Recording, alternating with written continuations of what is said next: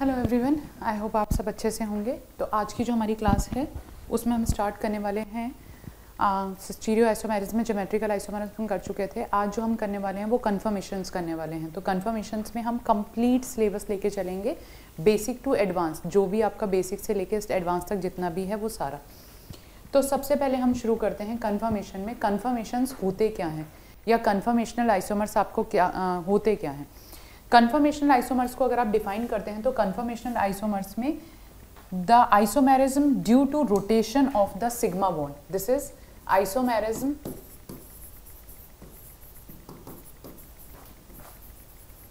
Due to rotation around single bond बोल दो या फिर आप उसको सिग्मा बॉन्ड भी बोल सकते हैं, इसलिए हम इनको रोटामर्स भी बोलते हैं। ये क्वेश्चन भी आपके पास एग्जाम में आया हुआ है कि आप जो कन्फर्मेशनल आइसोमर्स हैं उसको क्या बोलते हैं, उसका दूसरा नाम क्या है, उसका दूसरा नाम रोटामर्स है।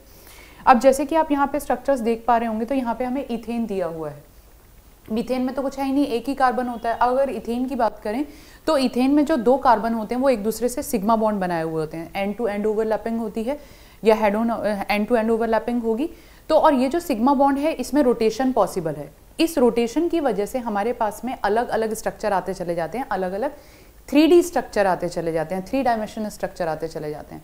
तो जितने ज़्यादा आपके पास में 3D मतलब चेंजेस होते जाएंगे, ये जैसे जैसे रोटेट करता जाएगा उसके अकॉर्डिंग आपके पास में 3D स्ट्रक्चर चेंज होते जाएंगे। तो अगर मैं आपसे कहूँ कि कितने कन्फर्मेशनल आइसोमर पॉसिबल हैं, numerous infinite number of conformational isomers आपके पॉसिबल हैं, क्योंकि सिंगल 1 डिग्री की रोटेशन होगी या जितना भी हल्का सा भी वो रोटेट करेगा तो वो उसका आइसोमर होगा।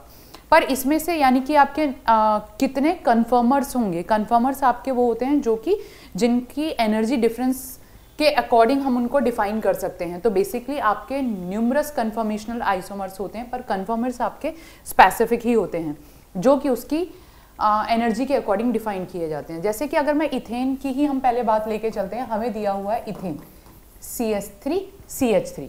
अब इथेन के पहले हम प्रोजेक्शंस की बात करते हैं कि ये प्रोजेक्शंस मैं पहले भी क्लास में डिफाइन कर चुकी हूँ, जो मेरी फर्स्ट क्लास थी, पर अब हम यहाँ पे डिटेल में डिफाइन करेंगे। तो ये आपको इथेन दिया है। अब इथेन में आपके पास में 4 बॉन्ड इस तरीके से इस वाले कार्बन के साथ में है और 4 बॉन्ड इस कार्बन के साथ में है। ये 4 बॉन्ड है, ये 4 बॉन्ड है, ये इसका कंप्लीट स्ट्रक्चर हो गया। बट हमें पता है ये 109 डिग्री के एंगल पे होता है और टेट्राहेड्रल स्ट्रक्चर होता है। तो आप इसको ऐसे लिख सकते हैं, ये है। अब इसमें एक बॉन्ड यहाँ पे हाइड्रोजन और दूसरा बॉन्ड यहाँ पे हाइड्रोजन, एक bond below the plane hydrogen है और एक बॉन्ड आपका अबव द प्लेन हाइड्रोजन है। ये और ये बिलो द प्लेन हाइड्रोजन है और ये अबव द प्लेन हाइड्रोजन है।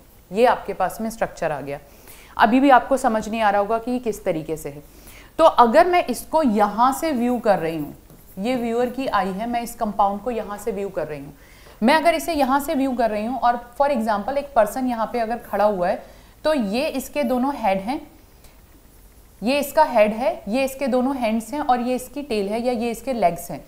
तो जो आपका लेग्स हैं वो इस वाले कार्बन की तरफ हैं और जो दोनों हैंड्स हैं वो यहाँ पे हैं। यानी कि अगर मैं इसको यहाँ से व्यू कर रही हूँ तो मेरे लेफ्ट हैंड साइड पर जो कि बिलो द प्लेन हाइड्रोजन है और मेरे राइट हैंड साइड पर जो कि अबव द प्लेन हाइड्रोजन है और बीच में मेरे पास में एक हाइड्रोजन है जो कि ऑन द प्लेन है। तो इसे हम इसी तरीके से विजुअलाइज करके देखते हैं। अब अगर मैं इसे यहाँ से व्यू कर रही हूँ, ये कोई भी व्यूअर खड़ा है, ये उसकी आई है, मैं उसको वो व्यू कर रहा है, तो अगर 2 हाइड्रोजन आपके यहाँ पे हैं तो बीच में आपको एक हाइड्रोजन यहाँ पे इस तरीके से दिखाई देगा। यानी कि अगर आप जो व्यूअर है वो यहाँ से व्यू कर रहा है तो इस केस में देखो यहाँ पे अगर मैं इस वाले कंपाउंड को व्यू करूंगी तो ये वाला ऑन द प्लेन है, ये जो 3 बॉन्ड है ये ऑन द प्लेन है। अब ये बिलो द प्लेन है और ये अबव द प्लेन है, ये वाला बिलो द प्लेन है और ये वाला अबव द प्लेन है। और व्यूअर की आई अगर यहाँ पे इस साइड पे है तो यानी कि जो बिलो द प्लेन है, अब देखो इसे देखने का तरीका क्या होता है। जो बिलो द प्लेन आप इसी तरीके से विजुअलाइज करो, मैं व्यूअर खड़ी हूँ तो ये वाला जो बिलो द प्लेन है वो मेरे लेफ्ट हैंड साइड की तरफ होगा, जो अबव द प्लेन है वो मेरे राइट हैंड साइड की तरफ होगा और जो मुझे सामने दिखाई दे रहा है वो हेड और लेग्स की तरफ होगा। तो इस तरीके से यानी कि ये हेड है, अगर ये व्यूअर है, अगर यहाँ पे कोई व्यूअर खड़ा है तो अगर इसको हम इस तरीके से देख रहे हैं अगर हम इसको इस तरीके से देख रहे हैं तो ये अगर लेफ्ट हैंड है, ये राइट हैंड है और ये हेड है, तो इसमें ये हेड होगा, ये जो नीचे की तरफ है, अब ये ऐसे ही ये लेफ्ट हैंड की तरफ, ये राइट हैंड की तरफ, फिर वो लेफ्ट हैंड की तरफ, राइट हैंड की तरफ, इस तरीके से आपको इसे विजुअलाइज करना होता है। यानी कि देखने का तरीका क्या है, आप जहां से भी व्यू कर रहे हो तो आपका left hand side, right hand side और आपका हेड और टेल या लेग्स उस साइड में आपके उस तरीके से डिफाइन होने चाहिए। यानी कि ये वाला जो स्ट्रक्चर मेरे पास में आ गया, ये मेरे पास में वेज एंड डैश स्ट्रक्चर है, ये वेज एंड डैश है। अब मुझे इस वेज एंड डैश को, ये तो मैंने इसका वेज एंड डैश बना दिया, अब इसको मुझे 100 हॉर्स में बनाना है। 100 हॉर्स में बनाने के लिए क्या करेंगे हम, हमारे पास में जो आपके लेग्स की तरफ बॉन्ड है और जो आपके हेड की तरफ बॉन्ड है, ये दोनों एक दूसरे के पैरेलल हैं। पैरेलल यानी कि इस तरीके से कि एक बिलो द प्लेन है और एक आपका अबव द प्लेन है। तो ये आपका बिलो द प्लेन हो गया और ये आपका अबव द प्लेन हो गया, इसे आप पैरेलल बनाएंगे एक दूसरे के। उसके बाद में जब हम यहाँ पे खड़े हैं तो एक मेरा लेफ्ट हैंड साइड की तरफ है, एक मेरा राइट हैंड साइड की तरफ है। तो लेफ्ट हैंड साइड वाले को आप इस तरीके से बना दो, ये आप उन्होंने उसको नीचे बनाया क्योंकि वो उसी के अकॉर्डिंग डिफाइन करते हुए चल रहे हैं। तो ये एक लेफ्ट की तरफ हो गया। अब लेफ्ट की तरफ आपने बनाया तो आपको इसके पैरेलल इसी तरीके से बनाना पड़ेगा। यानी कि अगर आपने ये लेफ्ट हैंड वाला बनाया है, ये आपका लेफ्ट हैंड है, तो इसके पैरेलल यहाँ पे लेग्स की तरफ आएगा। फिर आपको राइट हैंड साइड वाला बनाना है, ये आपका राइट हैंड साइड वाला है, तो आप इस राइट हैंड साइड के पैरेलल इस तरीके से बनाएंगे। ठीक है, ये आपके पास में हो गया 100 हॉर्स प्रोजेक्शन, ये इसका 100 हॉर्स प्रोजेक्शन हो गया। अब क्या करोगे, अब इसको आपको न्यूमन में कन्वर्ट करना है। जब आप इसे न्यूमन में, तो ये आपका 100 हॉर्स हो गया, यानी कि ये मैंने वेज को 100 हॉर्स में कन्वर्ट कर दिया और अब इस 100 हॉर्स को मैं न्यूमन में कन्वर्ट करूंगी। तो न्यूमन में कन्वर्ट करने के लिए मैंने बताया था 2 कार्बन होते हैं, एक फ्रंट कार्बन है, एक बैक कार्बन है। फ्रंट कार्बन को अगर मैं इस तरीके से लेके चल रही हूं तो एक हाइड्रोजन लेग्स की तरफ है, एक हाइड्रोजन लेफ्ट हैंड साइड पर है, एक हाइड्रोजन राइट हैंड साइड पर है। उसके बाद आप सर्कल बनाएंगे। आप पहले सर्कल भी ले सकते थे, दैट्स अप टू यू कि आपको कैसे लेना है। तो मैंने यहाँ पे इसको सर्कल से ले रही हूँ, तो सर्कल वाले में ये हेड वाला आ गया H, ये आपका लेफ्ट हैंड साइड और ये आपका राइट हैंड साइड। तो ये इसका 100 हॉर्स न्यूमन प्रोजेक्शन हो गया। तो आपने वेज एंड डैश ले लिया, 100 हॉर्स ले लिया, न्यूमन ले लिया। इस तरीके से आप इनको कन्वर्ट कर सकते हैं। अब यानी कि जो मैं स्ट्रक्चर मैंने आपको जो बनाया है, अगर मैं बात करूं तो मैंने इस तरीके 2 हाइड्रोजन को मैं लेके चल रही हूँ कि एक हाइड्रोजन मेरा यहाँ पे है और दूसरा हाइड्रोजन मेरा इस तरीके से नीचे की तरफ। यानी कि अगर आप देख पा रहे होगे, अगर मैं इस पेन को यहाँ रख दूं तो यानी कि इस तरीके से है कि ये वाला हाइड्रोजन ऊपर और ये वाला हाइड्रोजन नीचे। अब मैंने क्या किया, अब मैंने रोटेट कराया, 2 हाइड्रोजन इधर भी लगे हुए हैं। यानी कि अगर देखो सामने की तरफ से देखूंगी तो मुझे ये ऐसे दिखाई देगा कि जो मेरा थंब है वो इन दोनों फिंगर्स के बीच में आएगा इस तरीके से। ठीक है, यानी कि ये वाला इन दोनों फिंगर्स के बीच में, अगर आप देख पा रहे होगे तो ये सामने की तरफ से ये मेरे को थंब इस तरीके से दिखाई दे रहा है। अब मैंने क्या किया, अब मैंने इसको रोटेट करा दिया। ये मेरा जो सिंगल बॉन्ड था इसको रोटेट कराया तो इस तरीके से होगा कि अगर आपका जो हाइड्रोजन इधर था वो हाइड्रोजन इसके सामने आ गया। यानी कि इस वाले कन्फर्मर को, ये जो हमने कन्फर्मर बनाया था, ये हमारे पास में स्टैगर्ड फॉर्म है, ये इसकी स्टैगर्ड फॉर्म है। अब आपने क्या किया, आपने इसको 60 डिग्री पे रोटेट करा दिया। 60 डिग्री पे रोटेट कराया तो इसके सामने हाइड्रोजन इसके सामने आ गया, इसके सामने वाला हाइड्रोजन इसके सामने आ गया और इसके सामने वाला हाइड्रोजन इसके सामने आ गया। यानी कि मैंने करा क्या, पहले जो मेरे पास में कंपाउंड था वो इस तरीके से था, ये पीछे वाले कंपाउंड को आप सर्कल के अंदर टच नहीं करेंगे, उसे आप पीछे वाले कार्बन को आप ऐसे ही रहने देंगे। अब क्या किया, मैंने इसे 60 डिग्री पे रोटेट करा दिया। जब हमने इसे 60 डिग्री पे रोटेट करा दिया तो फ्रंट वाला हमने ऐसे का ऐसे ही रखा। आप फ्रंट वाले को नहीं छेड़ेंगे, वो आपकी मर्जी है, आप फ्रंट को रोटेट कराना चाह रहे हैं या बैक को रोटेट कराना चाह रहे हैं, दैट्स अप टू यू। अब मैंने तो बैक वाले को रोटेट कराया, तो बैक वाले को अगर मैं रोटेट कराऊंगी तो ये वाला जो मेरे पास में बॉन्ड था, ये बॉन्ड यहाँ आ जाएगा, अगला वाला बॉन्ड यहाँ आ जाएगा और अगले ये वाला बॉन्ड यहाँ पे आ जाएगा। यानी कि ये वाली जो मेरे पास में फॉर्म थी, ये मेरे पास में स्टैगर्ड फॉर्म थी, इसे हम स्टैगर्ड फॉर्म बोलते हैं और इसे हम एक्लिप्स्ड फॉर्म बोलते हैं। रोटेशन हुई 60 डिग्री को हमने 60 डिग्री रोटेशन करा दी। अब अगर मैं 60 डिग्री के बाद में दोबारा 60 डिग्री रोटेशन करा दूं, अगेन मैं इसके उस 60 डिग्री रोटेशन करा दूं, तो फिर दोबारा मेरे पास में फर्स्ट जैसा कंपाउंड आ जाएगा। यानी कि उस केस में मेरे पास में जो फर्स्ट वाला कंपाउंड था आपका वो इस तरीके से था और जो बैक वाला था वो आपके पास में इस तरीके से था। अब यहाँ तो मेरे पास में हर एक बॉन्ड हाइड्रोजन है, तो कोई बहुत ज़्यादा डिफ्रेंसिएशन नहीं हो रहा है। बट अगर आपके पास में कोई दूसरा एटम प्रेजेंट होता है तो वहां पे अच्छा खासा आपके पास में डिफरेंशिएशन आएगा। वो अभी हम बात करते हैं कि आगे ये क्या क्या होता है। यानी कि आपके पास में दो फॉर्म आ गए, स्टैगर्ड और एक्लिप्स्ड फॉर्म आपके पास में इस तरीके से बनती चली गई। अब आता है हमारे पास में कन्वर्स द डिफरेंट प्रोजेक्शंस। तो अगर इस तरीके से हमें कोई क्वेश्चन दिया है, इस प्रोजेक्शन को आपको, ये मुझे वेज एंड डैश में दे रखा है, वेज एंड डैश को मुझे न्यूमैन में कन्वर्ट करना है या मुझे सॉहॉर्स में कन्वर्ट करना है, तो मैं इसे कैसे कन्वर्ट करूंगी। तो सबसे पहले मुझे जो सबसे अच्छा लगता है वो न्यूमैन लगता है। तो मैंने क्या किया, यहाँ पे इसकी बैक वाली फॉर्म भी बनाई। ये क्वेश्चन है हमें क्वेश्चन दिया हुआ है यहाँ पे, तो मैंने क्या किया, मैंने इसका बैक वाला हाइड्रोजन भी डिफाइन कर दिया, ये इस तरीके से। अब अगर मैं इसे यहाँ से व्यू कर रही हूँ, तो ये इस तरीके से होगा। यानी कि ये वाला जो हाइड्रोजन डॉटेड लाइन पे है, ये मेरे लेफ्ट हैंड साइड पर होगा। जो ब्रोमीन वेज की फॉर्म में दिया है वो मेरे राइट हैंड पे होगा। यानी कि अगर मैं फ्रंट वाला कार्बन बनाऊंगी तो मैं फ्रंट वाले कार्बन को इस तरीके से बनाऊंगी। जो डॉटेड लाइन है वो मेरे लेफ्ट हैंड साइड पर आ रही है, ये रही, ये मेरे लेफ्ट हैंड साइड पर आ रही है, ये H। ब्रोमीन जो है वो मेरे राइट हैंड साइड पर आ रहा है, ब्रोमीन को मैंने यहाँ पे बना दिया। और जो नीचे वाला बॉन्ड है वो इस तरीके से लेग्स की तरफ आ रहा है, ये व्यूअर के लेग्स की तरफ आ रहा है।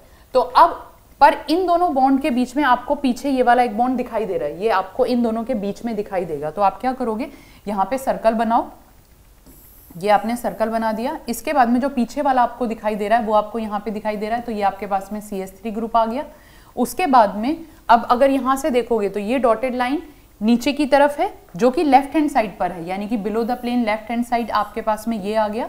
और अब बिलो द प्लेन मतलब जो पीछे की तरफ जो दिख रहा है वो आपके पास में इस तरफ आ गया। ठीक है, ये आपके पास में कंपाउंड हो गया। अब ये इसकी स्टैगर्ड फॉर्म है। फॉर एग्जांपल मैं इसको 60 डिग्री रोटेट करा देती हूँ, क्लॉकवाइज ले लेती हूँ या एंटी क्लॉकवाइज ले लेती हूँ, वो आपकी मर्जी है, आप इसे कैसे भी ले लो। मैंने क्या किया, मैंने इसको 60 डिग्री रोटेट करा दिया। अब मैंने जब इसको 60 डिग्री रोटेट करा दिया तो मेरे पास में इस कंपाउंड का जो स्ट्रक्चर आया, फ्रंट वाले को हम ऐसे ही रहने देंगे। वैसे तो देखो तरीका क्या होता है कि आपको ये जो मैंने जो ब्लू कलर का सर्कल बनाया है वो क्योंकि पीछे की तरफ है तो उस सर्कल को हम बीच में से ओमिट करते हुए चलते हैं। यानी कि अगर मैं इसको बिल्कुल प्रॉपर तरीके से लूं तो इसको मैं ऐसे बनाऊंगी,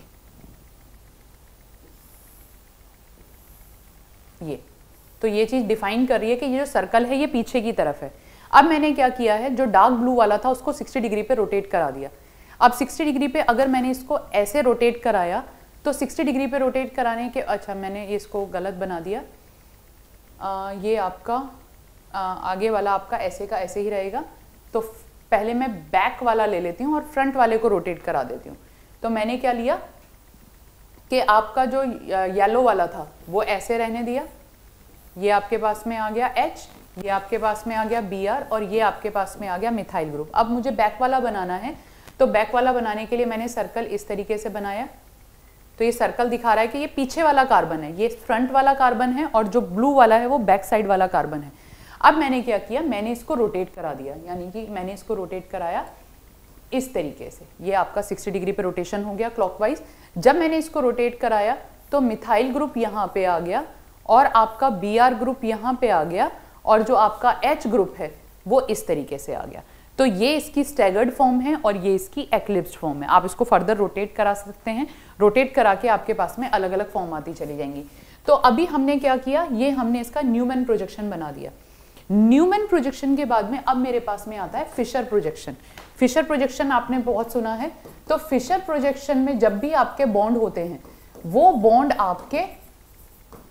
बॉन्ड आपके स्टैगर्ड फॉर्म में होते हैं। फिशर प्रोजेक्शन में हमेशा आपका स्टैगर्ड फॉर्म होती है और फिशर प्रोजेक्शन में हमेशा आपकी एक्लिप्स्ड फॉर्म होती है। और एक्लिप्स्ड फॉर्म में भी आपके पास में इस तरीके से होता है कि जो वर्टिकल लाइन है वो बैक ऑफ द प्लेन होती है और जो हॉरिजॉन्टल लाइन है वो अबव द प्लेन होती है। यानी कि अगर मैं इसका फिशर प्रोजेक्शन बनाऊंगी तो ये मेरे पास में इस तरीके से आएगा कि आपके पास में ये इस तरफ आपका Br हो गया, या फिर आप इसको बिल्कुल इस तरीके से लाओ कि मिथाइल ग्रुप की पूरी एक लॉन्ग चेन आ जाए।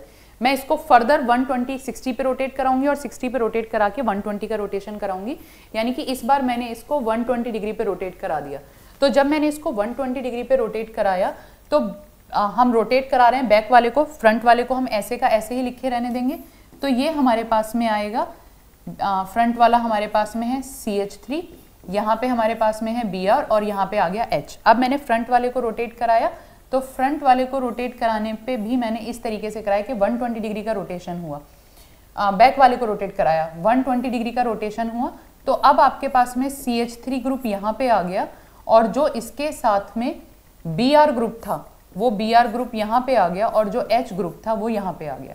यानी कि अब मेरे पास में मिथाइल और मिथाइल को मैं सामने ले आई हूँ और उसके अकॉर्डिंग मैं इसका स्ट्रक्चर बना रही हूँ। उसके अकॉर्डिंग अगर इसका स्ट्रक्चर बनाऊंगी तो मेरे पास में जो दोनों मिथाइल ग्रुप हैं, जो दोनों CH3 ग्रुप हैं वो यहाँ पे हैं, ये बैक ऑफ द प्लेन है। उसके बाद में ये वाले जो ग्रुप होंगे ये अबव द प्लेन है, यानी कि हम इस तरीके से मान लिया कि ये दोनों बिलो पर ये जो आपकी वर्टिकल लाइन है ये बैक ऑफ द प्लेन है। अब आप क्या करोगे, इस तरफ आपके पास में अगर मैं यहाँ पे ऐसे खड़े होके देखूं तो इधर मेरे पास में आ रहा है H और Br और यहाँ पे मेरे पास में आ रहा है Br और H। तो ये इसका फिशर प्रोजेक्शन हो गया। यानी कि फिशर प्रोजेक्शन हमेशा एक्लिप्स्ड फॉर्म में होता है।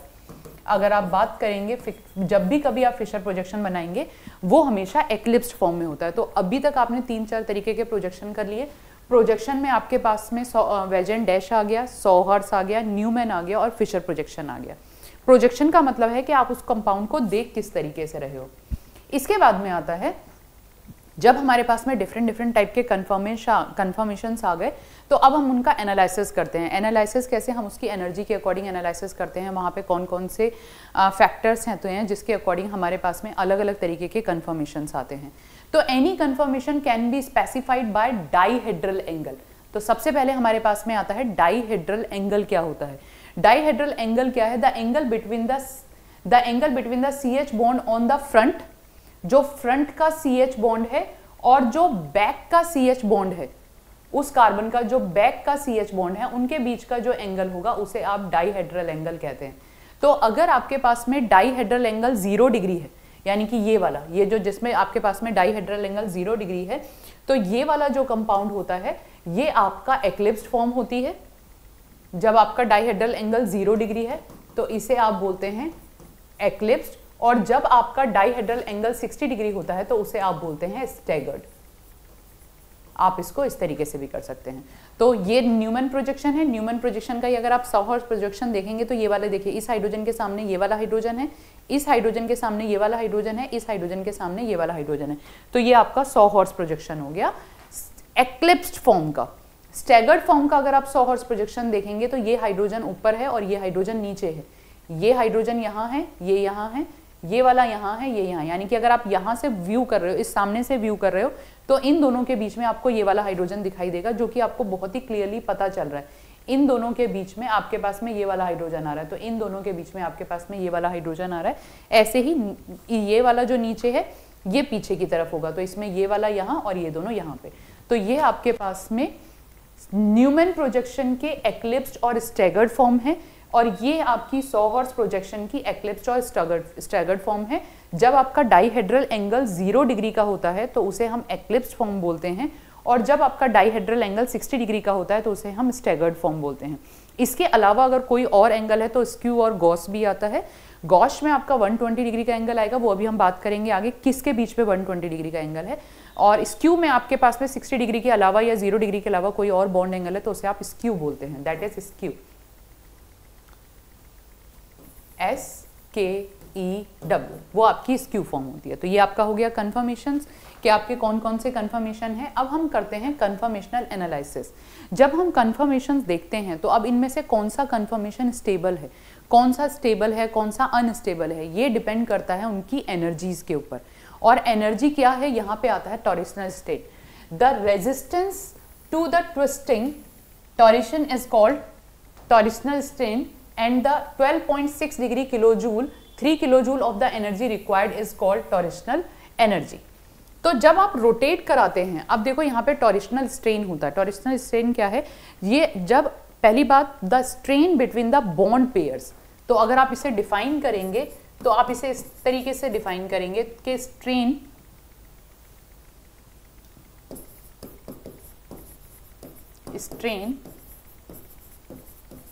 बिटवीन बॉन्ड पेयर, वो इलेक्ट्रॉन जो बॉन्ड बनाने में पार्टिसिपेट कर रहे हैं। अब ये देखो, अगर ये दोनों बॉन्ड बिल्कुल एक दूसरे के सामने हैं, अभी तो मैंने बहुत बड़ा स्ट्रक्चर बनाया, पर ये दोनों जो बॉन्ड बहुत छोटे छोटे से एटम होते हैं, ये दोनों जब एक दूसरे के सामने होंगे तो इनके जो इलेक्ट्रॉन है वो एक दूसरे को रिपेल करेंगे। तो ये वाला जो स्ट्रेन होगा इसे हम टॉरिशनल स्ट्रेन कहते हैं। टॉरिशनल स्ट्रेन जितना ज़्यादा होगा, बॉन्ड की एनर्जी, कंपाउंड की एनर्जी उतनी ही ज़्यादा होगी और कंपाउंड उतना ही अनस्टेबल होगा। यानी कि आपका जो टॉरिशनल स्ट्रेन है, strain is directly proportional to energy। Strain जितना ज्यादा होगा, टॉरिशनल स्ट्रेन जितना ज्यादा होगा, उसकी एनर्जी उतनी ज्यादा होगी और वो उतना ही अनस्टेबल होगा। जबकि टॉरिशनल स्ट्रेन जितना कम होगा, वो उसकी एनर्जी उतनी ही कम होगी और वो उतना ही स्टेबल होगा। तो अगर मैं एक्लिप्स फॉर्म की बात करूं, जिसमें कि बॉन्ड बिल्कुल एक दूसरे के सामने आ रहे हैं, तो यहाँ पे ये रिपल्शन ज्यादा होगा और स्टेबिलिटी कम होगी, तो एक्लिप्स फॉर्म है। बट अगर ये रोटेट कर गया, ये देखो, अब ये यहाँ पे इसने 60 डिग्री का एंगल बना दिया, ये पेन हटा देती हूँ, ये रोटेट करके इसने 60 डिग्री का एंगल बना दिया। 60 डिग्री का एंगल बनाने के ये एक दूसरे के सामने नहीं आएंगे। अब देखो यहाँ पे, ये आप इमेजिन कर सकते हो, इस तरीके से बॉन्ड है, रोटेशन हो रही है around single bond, that's why we are calling them rotamers. अब यहाँ पे 60 डिग्री का एंगल आ गया। 60 डिग्री का एंगल, क्योंकि ये जो इलेक्ट्रॉन पेयर हैं वो एक दूसरे के बिल्कुल सामने नहीं है, तो ये एक दूसरे को रिपेल कम से कम करेंगे, तो ये ज़्यादा स्टेबल होगा और इसकी एनर्जी कम होगी। More stability less the energy. यानी कि अब हमारे पास में क्या हो, अब देखो मैंने दोबारा बताया, कन्फर्मेशनल आइसोमर इनफाइनाइट नंबर होंगे, बट इसमें से कुछ ही कन्फर्मर्स होंगे जो एनर्जी डिफरेंस के अकॉर्डिंग जिसे हम स्टडी कर लेते हैं। तो अगर आपका 0 डिग्री का डिफरेंस है तो ये आपके पास में एक्लिप्स फॉर्म आ गई। अब उसने 60 डिग्री पे रोटेट किया, ये आपके पास में स्टैगर्ड फॉर्म आ गई। फिर उसने 60 पे रोटेट किया तो आपके पास में एक्लिप्स फॉर्म आ गई। तो ये 2 रोटामर्स ही हम बेसिकली स्टडी कर रहे हैं, 2 कन्फर्मर्स हम स्टडी कर रहे हैं। उसके बीच में बहुत सारे हैं, बट क्योंकि इन दोनों की एनर्जी का डिफरेंस ही हम क्वाइट इजीली स्टडी कर सकते हैं। तो यानी कि हमारे पास में जो एक्लिप्स फॉर्म होती है that is less stable having the more energy, but अगर स्टैगर्ड फॉर्म कहेंगे मोर स्टेबल लेस एनर्जी। अब ये जो स्ट्रेन होता है, अगर इन दोनों की एनर्जी का हम डिफरेंस निकालें, आपके पास में जो स्टैगर्ड फॉर्म है और जो एक्लिप्स फॉर्म है, इन दोनों की जो एनर्जी का डिफरेंस होता है वो 12 किलो जूल पर मोल होता है। तो इस बीच में आपके पास में, क्योंकि 3 बॉन्ड इधर हैं और 3 बॉन्ड इधर हैं, तो 3 बार आपके पास में H और H का सामना होगा। तो यहाँ पे केवल अभी मैं CH और CH की, इथेन की ही हम बात कर रहे हैं। तो ये वाला इसके लिए 4 किलो जूल हो जाएगा, इसके लिए 4 किलो जूल हो जाएगा और इसके लिए एनर्जी स्ट्रेन आपके पास में 4 किलो जूल हो जाएगा। यानी कि CH बॉन्ड और अगले CH बॉन्ड के बीच का जो स्ट्रेन होता है वो 4 किलो जूल होता है और तीनों को मिला के आपका 12 किलो जूल। इसलिए कि यहाँ पे देखो 4 इसका होगा, 4 इसका होगा, 4 इसका होगा, यहाँ पे इसमें 0 हो जाएगा। तो इसमें इस जो एक्लिप्स फॉर्म है उसकी एनर्जी स्टैगर्ड फॉर्म से 12 किलो जूल एक्स्ट्रा होती है। तो वो आपको ग्राफ में पता भी चल रहा है, एक्लिप्स की हायर एनर्जी, स्टैगर्ड की lower energy, higher energy, lower energy, और ये एनर्जी डिफरेंस भी दे रखा है। ये आपका 12.6 एग्जैक्ट वैल्यू है, किलो जूल पर मोल के आसपास आपके पास में आती है। तो यानी कि अगर हम स्टैगर्ड और एक्लिप्स फॉर्म की बात करें इथेन में, तो इथेन में हमारे पास में 2 कन्फर्मर्स होते हैं, एक स्टैगर्ड और एक एक्लिप्स। एक्लिप्स में आपके पास में, अब जो हम प्रोजेक्शन कर रहे थे वो हम उसे रिप्रेजेंट कर रहे थे कि हम उसे कैसे कैसे लिख सकते हैं, उसे आप कैसे विजुअलाइज कर रहे हो। ये यहाँ पे हम आ गए एनर्जी डिफरेंस पे कि स्टैगर्ड और एक्लिप्स फॉर्म में से कौन सी फॉर्म ज़्यादा स्टेबल है, किसकी एनर्जी कम है, किसकी एनर्जी ज़्यादा है। तो एक्लिप्स फॉर्म आपकी स्टेबल होती है और एक्लिप्स फॉर्म आपकी अनस्टेबल होती है और स्टैगर्ड फॉर्म आपकी स्टेबल फॉर्म होती है, क्योंकि स्टैगर्ड की एनर्जी कम होती है और एक्लिप्स की एनर्जी ज़्यादा होती है। अब आते हैं हम ब्यूटेन पे। ब्यूटेन की जरा बात करते हैं। तो ब्यूटेन की जब हम बात करते हैं तो ब्यूटेन हमारे पास में है CH3, CH2, CH2, CH3, ये ब्यूटेन है। हमने ये वाले दोनों सेंटर लिए हैं, इस दोनों सेंटर को लिया है। अब इन दोनों सेंटर पे मेरे पास में 2 हाइड्रोजन और 1 मिथाइल ग्रुप है और यहाँ पे भी मेरे पास में 2 हाइड्रोजन और 1 मिथाइल ग्रुप है। अब ये मेरे पास में कैसे कैसे हो सकता है, जैसे कि एक केस ये है मेरे पास में, अगर हम स्टार्ट करते हैं कि फ्रंट वाला हमने लिया, स्टैगर्ड फॉर्म से स्टार्ट कर रहे हैं कि 2 हाइड्रोजन ऐसे हैं और 1 मिथाइल ग्रुप ऐसे है, ये फ्रंट वाले का है। अब मैं बैक वाला ले लूँ तो बैक वाले में मैंने ये मान लिया कि 1 मिथाइल ग्रुप दूसरे मिथाइल ग्रुप के अभी बिल्कुल अपोजिट है, ये आप देख रहे हो इन दोनों मिथाइल ग्रुप के बीच का जो डिफरेंस है या इन दोनों मिथाइल ग्रुप के बीच का जो बॉन्ड एंगल है वो 180 डिग्री का है। ये एक दूसरे के बिल्कुल अपोजिट हैं। इसे हम बोलते हैं एंटी स्टैगर्ड। ये आपके पास में आता है एंटी स्टैगर्ड। ये आपके पास में एंटी स्टैगर्ड आ गया। अब क्या किया, मैं बैक वाले को रोटेट करती हूँ चलूंगी, जो रेड वाला है उसे रोटेट करूंगी। नेक्स्ट में हमने क्या किया, 60 डिग्री की रोटेशन करी। तो अब आप क्या करो, फ्रंट वाले को तो आप कुछ कर ही नहीं रहे हो, तो बार बार आप इसको ऐसे एक ही बार बना लो, 3 4 5 इस तरीके से। तो ये आपके पास में आ गया HCH3 HCH3 HCH3 HCH3। अब मैं बैक वाले को रोटेट कराती जा रही हूँ। बैक वाले को जब मैंने रोटेट कराया तो मैंने सर्कल बनाया इस तरीके से, और अब मेरा CH3 ग्रुप यहाँ पे आ गया, यहाँ पे H ग्रुप आ गया और यहाँ पे H ग्रुप आ गया, ये हो गया। अब फिर मैंने इसे रोटेट कराया। वैसे तो बनाना इस तरीके से चाहिए कि इनके बीच में, क्योंकि वो बैक में है ये, तो फिर मैंने रोटेट कराया। तो अब मेरे पास में CH3 ग्रुप यहाँ पे आ गया, H यहाँ पे आ गया, H यहाँ पे आ गया। हर बार 60 डिग्री का रोटेशन हम ले रहे हैं। फिर हमने 60 डिग्री पे रोटेट कराया। तो अब आप, जब मैं ये वाला कन्फर्मर बना रही हूँ तो देखना कि दोनों मिथाइल ग्रुप एक दूसरे के बिल्कुल सामने आ गए, बल्कि ग्रुप हैं, बहुत बड़े ग्रुप हैं, एक दूसरे के बिल्कुल सामने आ गए हैं। इसे आप स्टेरिक इफेक्ट भी बोलते हैं। ये दो बल्कि ग्रुप एक दूसरे के बिल्कुल सामने आ गए हैं, ये आपके पास में स्टेरिक इफेक्ट भी आएगा। और क्योंकि बल्कि ग्रुप एक दूसरे को रिपेल भी करेंगे, तो ये आपके पास में आता है सिन एक्लिप्स्ड, यानी कि दोनों जो मिथाइल ग्रुप हैं वो एक दूसरे के बिल्कुल आमने सामने आ गए हैं। फिर मैंने इसे 60 डिग्री पे रोटेट कराया, और अब 60 डिग्री पे रोटेट कराया तो आपके पास में ये वाला जो CH3 ग्रुप है ये यहाँ पे आ गया, ये वाला H ग्रुप यहाँ पे आ गया, और ये वाला H ग्रुप यहाँ पे आ गया। अब अगर मैं इन सबको स्टडी करूँ तो मुझे पर्टिकुलर एक बॉन्ड एंगल, दो मिथाइल ग्रुप के बीच का जो बॉन्ड एंगल है उनको स्टडी करते हुए हम चल रहे हैं। अब अगर आप ध्यान से देखेंगे तो इन दोनों मिथाइल ग्रुप के बीच में 180 डिग्री का डिफरेंस है। यहाँ पे इन दोनों मिथाइल ग्रुप के बीच में 120 डिग्री का डिफरेंस है। यहाँ पर ये एक्लिप्स फॉर्म है, यहाँ पे इन दोनों के बीच में 60 डिग्री का डिफरेंस है, यहाँ पे इसमें 0 डिग्री है, और यहाँ पे आपके पास में 60 डिग्री है। अब मिथाइल और मिथाइल को ही लेके चल रही हूँ मैं, यानी कि इस केस में आपके पास में जो डाइहेड्रल एंगल है दोनों मिथाइल ग्रुप का वो 60 डिग्री है। यहाँ पे जो दोनों मिथाइल ग्रुप हैं इनका जो डाइहेड्रल एंगल है, यानी कि जो थीटा है, वो 0 डिग्री है। और यहाँ पे जो इन दोनों मिथाइल ग्रुप का, जो मिथाइल ग्रुप का, अब ये डाइहेड्रल एंगल नहीं ले रही हूँ, इन दोनों मिथाइल ग्रुप का जो एंगल है वो 120 डिग्री है। डाइहेड्रल तो यहाँ पे अभी 0 डिग्री ही है, ये 0 डिग्री है, बट यानी कि ये स्टैगर्ड फॉर्म है, ये एक्लिप्स फॉर्म है, ये स्टैगर्ड फॉर्म है, ये एक्लिप्स फॉर्म है, ये स्टैगर्ड फॉर्म है, पर इसमें भी डिफरेंस है। देखो ये दोनों स्टैगर्ड फॉर्म एक जैसी हैं क्योंकि दोनों में मिथाइल ग्रुप 60 डिग्री के एंगल पे हैं। यहाँ पे ये एक्लिप्स फॉर्म है और ये भी एक्लिप्स फॉर्म है, पर ये दोनों एक्लिप्स फॉर्म एक दूसरे से डिफरेंट है। ये एक्लिप्स फॉर्म में मिथाइल ग्रुप एक दूसरे के बिल्कुल सामने है, जबकि इस वाली एक्लिप्स फॉर्म में दोनों मिथाइल ग्रुप के बीच में 120 डिग्री का डिफरेंस है। तो इस तरीके से हमारे पास में अलग अलग फॉर्म अराइज होती हैं। इसे हम एंटी स्टैगर्ड बोलते हैं, इसे हम सिन एक्लिप्स्ड बोलते हैं। तो ये वाली जो आपके पास में फॉर्म आएगी, ये आपके पास में आएगी सिन एक्लिप्स्ड, ये सिन एक्लिप्स्ड फॉर्म हो गए। इसके बाद में जब आपके पास में मिथाइल और मिथाइल ग्रुप के बीच का डिफरेंस 60 डिग्री है, तो यहाँ पे ये आपके पास में आती है गॉश फॉर्म, इसे आप बोलते हैं गॉश। इसके बाद में ये वाली फिर आपके पास में एक्लिप्स्ड फॉर्म आती चली जाएंगी।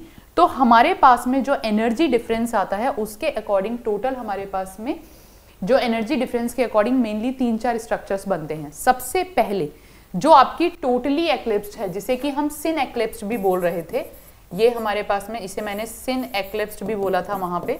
तो ये जो सिन एक्लिप्स्ड है, जहां पे दोनों मिथाइल ग्रुप का जो डिफरेंस है वो 0 डिग्री है, डायहेड्रल एंगल 0 डिग्री है, और एनर्जी डिफरेंस 21 किलो जूल चला गया, तो ये आपकी मैक्सिमम हाईएस्ट एनर्जी वाली है। इसके बाद में रोटेट कराया, इन दोनों के बीच में 60 डिग्री का एंगल आ गया, तो ये आपके पास में गॉश फॉर्म होती है। ये यहाँ पे इसका स्टेबिलिटी ये आ गया। तो अगर मैं इसको नंबरिंग दे दूं, A B C D E F E F, ये आपके पास में आ गई। तो ये आपके पास में आ गया A, ये आ गई B, गॉश। तो B और E की एनर्जी सेम है, दोनों ही गॉश फॉर्म है, क्योंकि आपका मिथाइल ग्रुप ऐसे हो या फिर आपका मिथाइल ग्रुप ऐसे हो। मतलब कि मेरे कहने का मतलब क्या है कि एक मिथाइल ग्रुप और दूसरा मिथाइल ग्रुप उस तरफ है या इस तरफ है तो गॉशी फॉर्म, तो जो आपकी बी और ई फॉर्म होगी उन दोनों की एनर्जी सेम है, क्योंकि ये दोनों आपकी गॉश फॉर्म है, ये दोनों आपकी गॉश फॉर्म है। इसी तरीके से एक्लिप्स्ड में दोनों मिथाइल ग्रुप के बीच में जब 120 डिग्री का डिफरेंस है तो वो एक्लिप्स फॉर्म ही और एंगल 120 डिग्री का डिफरेंस है, तो इनकी एनर्जी ज्यादा होगी, यानी कि आपकी जो सी और डी है वो सेम एनर्जी लेवल पे हैं। ये देखो, ये वाली जो सी है और ये डी है, ये जो सी है और जो डी है, जिसमें कि आपके पास में CH3 के बीच का जो एंगल है वो 120 डिग्री है, यहाँ पे 120 डिग्री है। वैसे आप इसको पूरा घुमा के बोलेंगे तो 240 है, अगर आप बहुत ही डिटेल में चलते हैं तो 240 है, बट आप इस तरीके से समझ लो कि दोनों के बीच का डिफरेंस 120 डिग्री है। और सबसे स्टेबल फॉर्म आती है हमारे पास में, दैट इज सी, जिसमें कि आपके पास में जो दोनों मिथाइल ग्रुप हैं वो एक दूसरे के बिल्कुल एंटी हैं, एक दूसरे के बिल्कुल अपोजिट हैं। तो ये आपके पास में आ गई सी फॉर्म, जिसे कि हम बोलते हैं एंटी स्टैगर्ड फॉर्म। ये आपकी एंटी स्टैगर्ड फॉर्म है। तो इस तरीके से जब आप ब्यूटेन का कन्फर्मर करते हैं तो आपके पास में 1 2 3 4 स्ट्रक्चर्स आते हैं। 4 स्ट्रक्चर्स में से एक ही एनर्जी आपके पास में सबसे ज्यादा है, जिसमें कि वो टोटली एक्लिप्स्ड है। उसके बाद में आपके पास में आते हैं सी और डी, सी और डी की एनर्जी उससे कम है। उसके बाद में आपके पास में आता है बी और ई, इनकी एनर्जी उससे कम है, और सी की एनर्जी सबसे कम होती है, क्योंकि इनका इंटरेक्शन उस तरीके से चेंज होता है। अगर इसकी वैल्यू आप कैलकुलेट करेंगे तो आपको बिल्कुल अच्छी तरीके से पता चलेगा। तो butane can exist in infinite number, ये इनफाइनाइट नंबर है। Infinite number of conformer, we have chosen to show only the 6 most significant, but has only 3 conformers potential energy maxima. The 2 cyclic Gauss conformers are the anti-periplanar conformers and the anti-periplanar conformers. तो आपके पास में यहाँ पे total infinite number of conformers हैं, conformations हैं, but हमने क्या लिया, हमने केवल 6 कन्फर्मर्स लिए हैं, 6 कन्फर्मेशंस लिए हैं या 6 कन्फर्मर्स लिए हैं, जिनका एनर्जी डिफरेंस आपको मिनिमा पे बिल्कुल क्लियरली दिखाई देता है, जिसमें कि आपके पास में 2 तो ये आपके पास में गॉश फॉर्म होगी, और इसके बाद में आपके पास में एक एंटी पेरिप्लेनर, जिसमें कि जो 2 मिथाइल ग्रुप हैं वो एक दूसरे के बिल्कुल अपोजिट हैं। इस तरीके से आपने लिया। तो ये देखो, टोटली एक्लिप्स्ड फॉर्म आप जब लेते हो तो ये वाला जो मिथाइल ग्रुप है और ये जो मिथाइल ग्रुप है, ये जो दोनों बल्की ग्रुप हैं, ये एक दूसरे के बिल्कुल सामने आ जाते हैं। तो बिल्कुल सामने की आने की वजह से इनका रिपल्शन बहुत ज़्यादा बढ़ जाता है। तो आपकी टोटली एक्लिप्स्ड फॉर्म या सिन एक्लिप्स्ड फॉर्म सबसे अनस्टेबल होती है, एनर्जी सबसे ज़्यादा होती है और स्टेबिलिटी सबसे कम होती है। ठीक है, ये हो गया आपका, ये आपका 11th और 12th के बच्चों के लिए, जेई मेंस के लिए, नीट के लिए, इन सब के लिए काम आएगा। इसके बाद में आता है हमारे पास में साइक्लोएल्केन्स। साइक्लोएल्केन्स अगर आपको दिए हैं तो साइक्लोएल्केन में हम बात करते हैं कि साइक्लोएल्केन की स्टेबिलिटी कैसे कैसे होती है, कि अगर आपको प्रोपेन, साइक्लोप्रोपेन दिया है, साइक्लोब्यूटेन दिया है, साइक्लोपेंटेन दिया है, साइक्लोहेक्सेन दिया है, साइक्लोहेप्टेन दिया है, तो इसमें आप कैसे इनकी स्टेबिलिटी को डिफाइन करोगे। तो इसके लिए सबसे पहले हमें बेयर ने एक स्ट्रेन थ्योरी दी थी, इसे रिंग स्ट्रेन थ्योरी भी कहते हैं और इसी को हम एंगल स्ट्रेन भी बोलते हैं। यही हमारे पास में आता है एंगल स्ट्रेन। अब यहाँ पे हमारे पास में क्या है, जब देखो हमारे पास में जो नॉर्मल टेट्राहेड्रल कंपाउंड होता है उसमें हम पहले ही स्टडी कर चुके हैं। तो जो नॉर्मल टेट्राहेड्रल कंपाउंड है वहाँ पे जो बॉन्ड एंगल होता है वो आपका 109.5 डिग्री होता है। तो यहाँ पे ये कंपाउंड सबसे ज़्यादा स्टेबल है। अब अगर आपका ये जो बॉन्ड एंगल है 109.5 से कम या ज़्यादा हो गया तो स्टेबिलिटी उसके अकॉर्डिंग चेंज होती चली जाती है, क्योंकि स्ट्रेन आता चला जाता है। तो जितना एंगल से डेविएशन हो रहा है उतना ही ज़्यादा स्ट्रेन आता चला जाता है। तो बेयर ने इसी अकॉर्डिंग स्टेबिलिटी डिफाइन करी। जैसे साइक्लोप्रोपेन की बात करें तो साइक्लोप्रोपेन में 3 कार्बन है, ये इस तरीके से ट्रायंगुलर शेप बना रहा है, पर बना ही नहीं सकता क्योंकि ऑर्बिटल की ओवरलैपिंग हो रही है। ये तो हमने बॉन्ड एंगल बना दिया, बट एक्चुअल में ऑर्बिटल इस तरीके से ओवरलैप कर ही नहीं पाते हैं। ऑर्बिटल बनाना शेप में ओवरलैप करते हैं इस तरीके से। तो इतना, और देखो ओवरलैपिंग होना भी बहुत मुश्किल है क्योंकि इस तरीके से आ रहे हैं, तो बहुत कम ओवरलैपिंग होती है और बहुत कम ओवरलैपिंग होने के कारण ये हाईली रिएक्टिव होता है। ये आपका हाईली रिएक्टिव होता है। इसीलिए जब भी कभी आप साइक्लोप्रोपेन का स्ट्रक्चर्स पर, ये साइक्लोप्रोपेन की रिएक्शन HI वगैरह के साथ कराते हैं तो रिंग ओपन हो जाती है, वो आपका नॉर्मल प्रोपेन चेन बना देता है। तो ये बहुत, मतलब ये वाली चेन जब भी आप कोई रिएक्शन कराएंगे तो ये चेन रिंग को ओपन करने की कोशिश करेगा। बनाना शेप स्ट्रक्चर्स होते हैं इस तरीके से। ये हाईली अनस्टेबल कंपाउंड है क्योंकि इसमें स्ट्रेन सबसे ज़्यादा आ गया। इसमें जो आपका डेविएशन है 109 डिग्री से आप डेविएशन देखोगे तो इसमें सबसे ज़्यादा हो गया। इसके बाद में आते हैं, आप ब्यूटेन की बात करते हैं, ब्यूटेन में 90 डिग्री है, पेंटेन में 108, जो कि ऑलमोस्ट नियर अबाउट आपके पास में टेट्राहेड्रल बॉन्ड के है, और साइक्लोहेक्सेन में आपके पास में 120 डिग्री, फिर आपका इस तरीके से बढ़ता जा रहा है। अब बेयर ने कहा कि जहां पे स्ट्रेन मिनिमम होगा, जहां पे जो आपका डेविएशन है वो मिनिमम होगा, वही आपका सबसे ज्यादा स्टेबल होगा।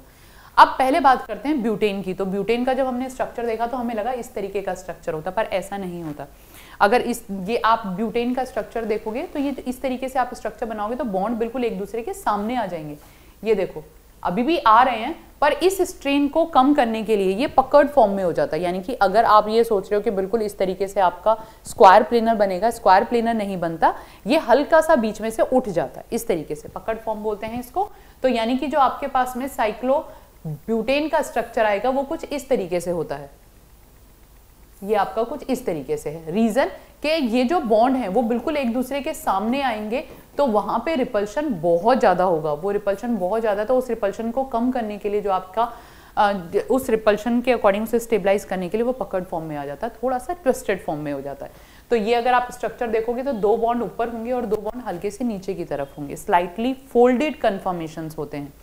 ऐसे ही अगर आप साइक्लोपेंटेन की बात करते हो, जो कि आप कॉपी में इस तरीके से बनाते हो, बट एक्चुअल में साइक्लोपेंटेन इस तरीके से नहीं होता, एनवेलप शेप होती है ये इसकी, ये आपका एनवेलप शेप में आता है। एनवेलप शेप किस तरीके से होगी कि ये आपका 4 हिस्से इस तरीके से हैं, और जो एक पार्ट होगा वो हल्का सा इस तरीके से उठा हुआ होगा। जो आपने एनवेलप देखा होगा ना, एनवेलप का जो एक हिस्सा होता है जिसको हम बंद करते हैं ऐसे करके, वो हल्का सा उठा हुआ होता है। तो उससे क्या होता है कि जो आपके जो बॉन्ड्स हैं, यहाँ पे इन्होंने इस तरीके से ऊंचा यहाँ पे दिखा रखा है, तो बॉन्ड्स जो होंगे वो एक दूसरे के बिल्कुल सामने नहीं आएंगे, उनके बीच का जो स्ट्रेन है वो मिनिमम होगा और कंपाउंड स्टेबल होगा। तो साइक्लोपेंटेन आपका क्वाइट स्टेबल कंपाउंड है, क्योंकि उसमें एंगल स्ट्रेन बहुत कम हो जाता है। एंगल उसका 108 डिग्री के आसपास आ रहा है, और जबकि आपका टेट्राहेड्रल का एंगल 109.5 डिग्री के आसपास आता है। तो ऑलमोस्ट सेम एंगल की वजह से इसका स्ट्रेन कम होता है। इसीलिए जब भी आप इंट्रामोलिकुलर रिएक्शन कराते हैं, जो आप कंडेंसेशन रिएक्शन लेते हैं, एल्डोल कंडेंसेशन लेंगे या फिर और भी आपने डायल्सल्डर रिएक्शन करी होगी, तो आप मेनली 6 मेंबर्ड रिंग या 5 मेंबर्ड रिंग को प्रेफरेंस देते हैं। वैसे अभी और भी थ्योरी हैं, बट आपके लिए इतना बहुत है कि आपकी जो 5 मेंबर्ड रिंग है और 6 मेंबर्ड जो रिंग है वहां पे स्ट्रेन मिनिमम होता है। इसलिए जब भी आप कोई इंट्रामोलिकुलर रिएक्शन कराते हैं तो 5 मेंबर रिंग और 6 मेंबर रिंग को ही प्रेफरेंस मिलती है। अगर कहीं 5 मेंबर रिंग और 6 मेंबर रिंग बनने की पॉसिबिलिटी है तो आप उसका इंट्रामोलिकुलर कंडेंसेशन कराएंगे। क्लिंजन कंडेंसेशन करा सकते हैं, या आप जो भी एल्डोल कंडेंसेशन करा रहे हैं या और कोई इंट्रामोलिकुलर रिएक्शन हो रही है तो उसमें 5 और 6 मेंबर रिंग बनती है। कभी भी ऐसा नहीं होगा कि आपके पास में 3 मेंबर रिंग बन रही है और आप उसकी इंट्रामोलिकुलर रिएक्शन करा दोगे, वो कंपाउंड कभी भी स्टेबल नहीं होता। अब हमारे पास में आता है कंफर्मेशन ऑफ साइक्लोहेक्सेन, जो कि बहुत इंपॉर्टेंट है, इट्स वेरी इंपॉर्टेंट। तो अब साइक्लोहेक्सेन की अगर हम बात करते हैं तो साइक्लोहेक्सेन में आपने देखा कि यहाँ पे 120 डिग्री का एंगल आ गया। 120 डिग्री एंगल आने के कारण अब यहाँ पे थोड़ी सी रोटेशन पॉसिबल है, जबकि अभी तक हमने जो कन्फर्मर्स पढ़े थे हमने ये कहा था कि सिग्मा बॉन्ड में रोटेशन के कारण, अब साइक्लोप्रोपेन में नहीं है, साइक्लोब्यूटेन में नहीं है, साइक्लोपेंटेन में भी ऐसा कुछ खास नहीं हो रहा। साइक्लोहेक्सेन में हमारे पास में रोटेशन पॉसिबल हो जाती है क्योंकि एंगल 120 डिग्री का आ गया है। अब साइक्लोहेक्सेन कैसे कैसे एग्जिस्ट कर सकता है, अगर आप यहाँ पे पिक्चर देख पा रहे हो तो साइक्लोहेक्सेन में आपके पास में ये मेरे पास में 6 कार्बन है, 1 2 3 4 5 6, ये 6 कार्बन है और हर एक कार्बन से 2 हाइड्रोजन अटैच हैं। अगर आप ध्यान से देखोगे तो आपको पता चलेगा कि 6 हाइड्रोजन एक दूसरे के बिल्कुल पैरेलल हैं, 1 2, इसके बाद में 3 4 5 6 जो बिल्कुल स्ट्रेट में आ रहे हैं। यहां पे देखो 1 ओके। तो जब आप साइक्लोहेक्सेन की बात करते हैं तो साइक्लोहेक्सेन में आपके पास में 6 कार्बन कनेक्टेड हैं, ये आप यहाँ पे देख भी रहे हो। यहाँ पे मेरे पास में 1 2 3 4 5 6। अब ये किस तरीके की कंफर्मेशन दिखाता है, इस पे जो 6 कार्बन, हर एक कार्बन पे जो 2 कार्बन कनेक्टेड हैं, टोटल 12 कार्बन हो गए, वो आपस में कनेक्टेड कैसे हैं। तो सबसे पहले ये जो स्टेबल कन्फर्मर बनाता है ये चेयर फॉर्म बनाता है। चेयर फॉर्म क्या है, अगर हम इसको ध्यान से देखेंगे तो ये आपके 2 बॉन्ड हैं इस तरीके से, ये 2 कार्बन और ये 2 कार्बन, ये इसकी चेयर कन्फर्मेशन है। अब इसमें नंबरिंग दे दो 1 2 3 4 5 6, चेयर, क्योंकि देखने में ये चेयर जैसा कि ये सीट है, ये पीछे हेड है और ये लेग्स है, तो ये चेयर जैसा लगता है। अब अगर जब हम इसको व्यू करते हैं तो इसमें टोटल 2 तरीके के हाइड्रोजन प्रेजेंट हैं। 2 तरीके के हाइड्रोजन, एक तो बिल्कुल ही एक्सिस पे प्रेजेंट है, ये 1 2 3 4 5 6, आप देख रहे हो अल्टरनेट, एक ऊपर एक नीचे, एक ऊपर एक नीचे, पर ये बिल्कुल एक्सिस पे आ रहे हैं, बिल्कुल डायरेक्ट स्ट्रेट में आ रहे हैं। इन्हें हम एक्सियल बोलते हैं, यानी कि ये वाले जो आपके होंगे ये 6 एक्सियल हाइड्रोजन है, 6 एक्सियल हाइड्रोजन है। इसके बाद में आपके पास में जो 6 हाइड्रोजन आते हैं वो इक्वेटोरियल आते हैं, इक्वेटर पे होते हैं ये। तो ये वाला डाउन, क्योंकि एक ऊपर चला गया, एक ये नीचे, अब आप ये वाला नीचे होगा, तो जब आप ये वाला बनाएंगे तो आप पैरेलल बनाएंगे, इन तीनों के पैरेलल बनाएंगे इस तरीके से, ये आ गया। इसके बाद में अब आप इसको डाउन बनाएंगे तो आप इस वाले के पैरेलल बनाएंगे। ये देखिए यहाँ पे मैं किसके पैरेलल बना रही हूँ, अगर आप देखोगे तो मैं यहाँ पे इसके पैरेलल बना रही हूँ। ये वाला जब मैंने बनाया तो ये वाला मैंने इसके पैरेलल बनाया। अब अगला जो हमने लिया ये डाउन हो गया, फिर आप ऊपर बनाएंगे, ऊपर की तरफ ये बनाएंगे, तो ये वाला जो आप लेंगे ये इसके पैरेलल होगा, ये इसके पैरेलल है। इसके बाद में फिर आप जब इसको लेंगे, नेक्स्ट जो आएगा हमारे पास में वो आपके इसके पैरेलल आएगा, ये वाली लाइन के पैरेलल, और फिर ये वाला जो आएगा ये वाला आपके इसके पैरेलल आएगा। तो यानी कि मैं बता देती हूँ आपको कौन सा किसके पैरेलल है, आप कंफ्यूज हो रहे होगे। तो अगर आप इसको देखोगे तो ये दोनों आपस में पैरेलल हैं, ये बिल्कुल एक दूसरे के पैरेलल हैं। अगर आप यहाँ पे देखोगे ये वाला और ये वाले एक दूसरे के पैरेलल आ रहे हैं, ठीक है। ऐसे ही अगर आप इसमें देखोगे ये ग्रीन वाला, इसको मैं ले लेती हूँ डार्क ब्लू से, तो ये वाला जो डार्क ब्लू वाला है ये इस वाले के पैरेलल है, ये इस वाले के पैरेलल है। इसमें आप इसमें ये वाला जो आपके पास में होगा ये वाला इसके पैरेलल है, ठीक है। ऐसे ही फिर आपके पास में ये जो ग्रीन वाला आ रहा है इधर वाला, इसको पिंक ले लेते हैं, ये वाला इसके पैरेलल है। तो ये बिल्कुल प्रॉपर इस तरीके से पैरेलल स्ट्रक्चर बनता है। बट अब अगर मैं इसको व्यू करूं, व्यू कैसे करूं कि मैं ले लेती हूं कि फर्स्ट और सेकंड कार्बन को ले लेते हैं, आप सेकंड या थर्ड कार्बन को ले लें, आप कोई भी 2 व्यू कर सकते हैं, मतलब कोई भी 2 एडजेसेंट कार्बन के अकॉर्डिंग अगर आप व्यू करेंगे तो ये इसका न्यूमैन प्रोजेक्शन बनेगा। देखें जरा, हम भी व्यू करके देख लेते हैं कि कैसे न्यूमैन प्रोजेक्शन बनेगा। मान लेते हैं इन्होंने जो बना रखा है इसी के अकॉर्डिंग ले लेते हैं, इन्होंने यहाँ से व्यू किया है। जब आप यहाँ से व्यू कर रहे हैं तो आप ये देख रहे होंगे कि जो पहला हाइड्रोजन है वो यहाँ पे ऊपर की तरफ आ रहा है, ये देखिए ये पहला हाइड्रोजन यहाँ पे ऊपर की तरफ आ रहा है। इसके बाद में जो दूसरा हाइड्रोजन है वो उस तरफ टिल्टेड है, ये रहा, ये इस तरफ टिल्टेड है। इसके बाद में ये वाला जो कार्बन है, ये वाला हाइड्रोजन यहाँ पे, ये इस वाले कार्बन से कनेक्टेड है, आप देख पा रहे हैं ये वाला कार्बन यहाँ पे इस तरीके से कनेक्टेड है, ये डाउन द प्लेन है। तो आपको ये देखना पड़ेगा, यानी कि ये वाला डाउन द प्लेन है, इस तरीके से ये डाउन द प्लेन है। तो ये रहा आपका डाउन द प्लेन वाला कार्बन। ये देखो ये वाला हाइड्रोजन, इसको मैं बना ही देती हूँ क्योंकि ये हट रहा है बार बार। ये वाला जो हाइड्रोजन है ये रहा आपका हाइड्रोजन। इसके बाद में दूसरा हाइड्रोजन आपका ये बिलो द प्लेन आ रहा है, ये रहा बिलो द प्लेन वाला हाइड्रोजन। उसके बाद में जो नेक्स्ट वाला जो कार्बन है वो डाउन द प्लेन जा रहा है यहाँ पे, तो आप ये देख रहे हो ये रहा CH2 ग्रुप, ये डाउन द प्लेन। ये फ्रंट वाला कार्बन मैंने बना दिया। अब बैक वाला जो कार्बन है, जब आप बैक वाले कार्बन की बात करेंगे तो बैक वाला जो कार्बन है इसमें ये वाला हाइड्रोजन, ये तो अब ये CH2 ग्रुप आ गया। इसके बाद में अब आप इस वाले कार्बन को देख सकते हैं, ये एक हाइड्रोजन, ये हाइड्रोजन नीचे और ये इसका कार्बन वाला कंपाउंड है। तो आप व्यू किस तरीके से करें, आप इस तरीके से, मतलब ये वाला कार्बन यहाँ पे आ गया, फिर ये वाला कार्बन आपका यहाँ पे आ गया, तो ये देखो ये वाला हाइड्रोजन और ये आगे कनेक्टेड हो गए। यानी कि ये अगर फर्स्ट कार्बन है, इससे पीछे वाला ये सेकेंड कार्बन है, ये थर्ड कार्बन है, फिर ये फोर्थ कार्बन आएगा, ये फिफ्थ कार्बन आएगा और ये सिक्स्थ कार्बन आएगा। तो अगर इसको आप फर्स्ट लेके चल रहे हो, माना ये मेरे पास में फर्स्ट है, ये सेकेंड है, ये थर्ड है, ये फोर्थ है, ये फिफ्थ है, और ये आपके पास में first, second, third, fourth, fifth, ये यहाँ पे एक मैंने गलत लिख दिया, तो ये आपके पास में आएगा first, second, third, fourth, fifth और सिक्स्थ। तो फर्स्ट वाला जो कार्बन है इधर सेकेंड कार्बन से कनेक्टेड है और उधर सिक्स कार्बन से कनेक्टेड है, तो मैंने इधर ये सिक्स वाला कार्बन दिखा दिया। सेकेंड वाले कार्बन के लिए अब जो आपके पास में 2 बॉन्ड हैं, एक हाइड्रोजन ये रहा, एक हाइड्रोजन ये रहा, तो ये देखिए एक हाइड्रोजन ये रहा, एक हाइड्रोजन ये रहा, अगर आप यहाँ से व्यू कर रहे हो या उधर से व्यू कर रहे हो, और एक CH2 ऊपर की तरफ आ रहा है, तो ये इसका इस तरीके से न्यूमैन प्रोजेक्शन आ गया। देखो पहली बार जो बच्चे पढ़ रहे हैं उनको पढ़ने में बहुत दिक्कत होगी, बट आपको पता है अगर आप हाई लेवल पे पढ़ रहे हैं तो ये आपको पढ़ना ही पड़ेगा, ठीक है। तो ये विजुलाइज जितना अच्छा कर लोगे उतने अच्छे से समझ आ जाएगा। यहाँ से अगर आप देखते हो तो देखो आप इसमें ये देखो, ये वाला हाइड्रोजन नीचे की तरफ है, ये वाला हाइड्रोजन ऊपर की तरफ है, ये वाला इस कार्बन से कनेक्टेड है, फिर ये वाला इस कार्बन से कनेक्टेड है, ये हाइड्रोजन इधर है, ये एक हाइड्रोजन डाउन द प्लेन है, एक नीचे एक ऊपर, एक नीचे और एक ऊपर। तो जो बिल्कुल स्ट्रेट आते हैं, जो बिल्कुल एक्सिस पे आ रहे हैं उसे हम एक्सियल कहते हैं, और ये वाले जो आपके आ रहे हैं जो आपके रिंग से ऊपर या नीचे की तरफ चलते हैं इन्हें हम इक्वेटोरियल बोलते हैं।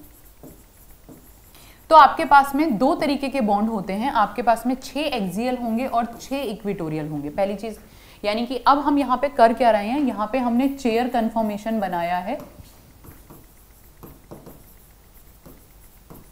Chair conformation of cyclohexane. ये आपने साइक्लोहेक्सेन का जो चेयर कन्फॉर्मेशन है वो बनाया है, और ये न्यूमैन प्रोजेक्शन में, तो चेयर कन्फॉर्मेशन न्यूमैन प्रोजेक्शन में स्टैगर्ड फॉर्म में आ रहा है, तो that's why it is a stable form. ये आपकी स्टेबल फॉर्म है। इसके बाद में आता है हमने एक्लिप्स्ड फॉर्म बनाई, साइक्लोहेक्सेन की एक्लिप्स्ड फॉर्म को स्टडी करके देखते हैं। अब साइक्लोहेक्सेन की जब एक्लिप्स्ड फॉर्म आती है तो वो आपके पास में कुछ इस तरीके से आती है, ये आपका बोट बनेगा इस तरीके से, इसे हम बोलते हैं बोट फॉर्म। ये आपके पास में आ गई बोट फॉर्म। अब इस बोट फॉर्म में अगर आप यहाँ पिक्चर में देख पा रहे हो तो बिल्कुल पैरेलल आ रहे हैं। ये देखो, ये ऊपर वाला पॉइंट है, यहाँ पे 2 हाइड्रोजन ये आ गए, और ये ऊपर वाला पॉइंट है, ये 2 हाइड्रोजन, ये दोनों हाइड्रोजन काफी एक दूसरे के आसपास आ गए। इसके बाद में इसके सामने ये वाला है, इसके सामने ये वाला है, तो जो बॉन्ड है वो एक दूसरे के पैरेलल आ जाते हैं। ये देखो यहाँ पे इस वाले के सामने ये वाला आ गया, इधर इस वाले के सामने ये आ गया, यहाँ पे ये तो ऊपर नीचे होंगे, तो यहाँ पे ये वाले जो 2 हाइड्रोजन हैं जो कि इस तरीके से अटैच हैं, इन दोनों हाइड्रोजन के बीच का जो इंटरेक्शन आता है इसे हम बोलते हैं फ्लैगपोल। ये आपके पास में आते हैं फ्लैगपोल हाइड्रोजन। अब अगर इसे आप विजुलाइज करोगे, इसको विजुलाइज करोगे, तो इसका जो न्यूमैन प्रोजेक्शन आएगा वो एक्लिप्स्ड फॉर्म में आएगा। यानी कि अगर आप साइक्लोहेक्सेन में चेयर फॉर्म लेते हो वो स्टैगर्ड फॉर्म में होती है, यानी कि आपके पास में साइक्लोहेक्सेन में जो चेयर फॉर्म है, जो चेयर फॉर्म है वो स्टैगर्ड फॉर्म है, वो स्टैगर्ड फॉर्म है, जबकि जो बोट फॉर्म है वो आपकी एक्लिप्स्ड फॉर्म है। ये आपके पास में एक्लिप्स्ड फॉर्म आएगी। यहां से देखो जरा, अगर मैं इसको नंबरिंग दे देती हूँ 1 2 3 4 5 6, तो जो फर्स्ट वाला कार्बन है वो 2 और 6 से जुड़ा हुआ है, यानी कि ये मैंने फर्स्ट कार्बन मान लिया, बट ये ऊपर की तरफ जा रहा है तो फिर मैं इसे नहीं लूंगी क्योंकि आपके पास में बोट आएगी, तो फिर तो आप इसे ले लो। ये वाला 6 ले लिया हमने, ये वाला हमने 6 ले लिया। अब 6 इधर 1 से जुड़ा हुआ है, 1 में CH2 है, और 6 इधर 5 से जुड़ा हुआ है, 2 CH2 यहाँ पे है, तो 6 इधर 1 से जुड़ा हुआ है और 6 इधर 5 से जुड़ा हुआ है। इस हाइड्रोजन के सामने ये वाला हाइड्रोजन आपके पास में आ रहा है, और इस हाइड्रोजन के सामने ये वाला हाइड्रोजन आ रहा है, बिल्कुल देखो एक दूसरे के सामने आ रहे हैं ये। फिर इस वाले बॉन्ड के सामने ये वाला बॉन्ड बिल्कुल उसके सामने आ रहा है, तो ये आपकी एक्लिप्स फॉर्म होती है। यानी कि अगर आप बोट फॉर्म लेते हैं, बोट फॉर्म में जो आपकी जो फॉर्म होती है वो एक्लिप्स फॉर्म होती है, जो बॉन्ड है वो एक दूसरे के बिल्कुल सामने आएंगे।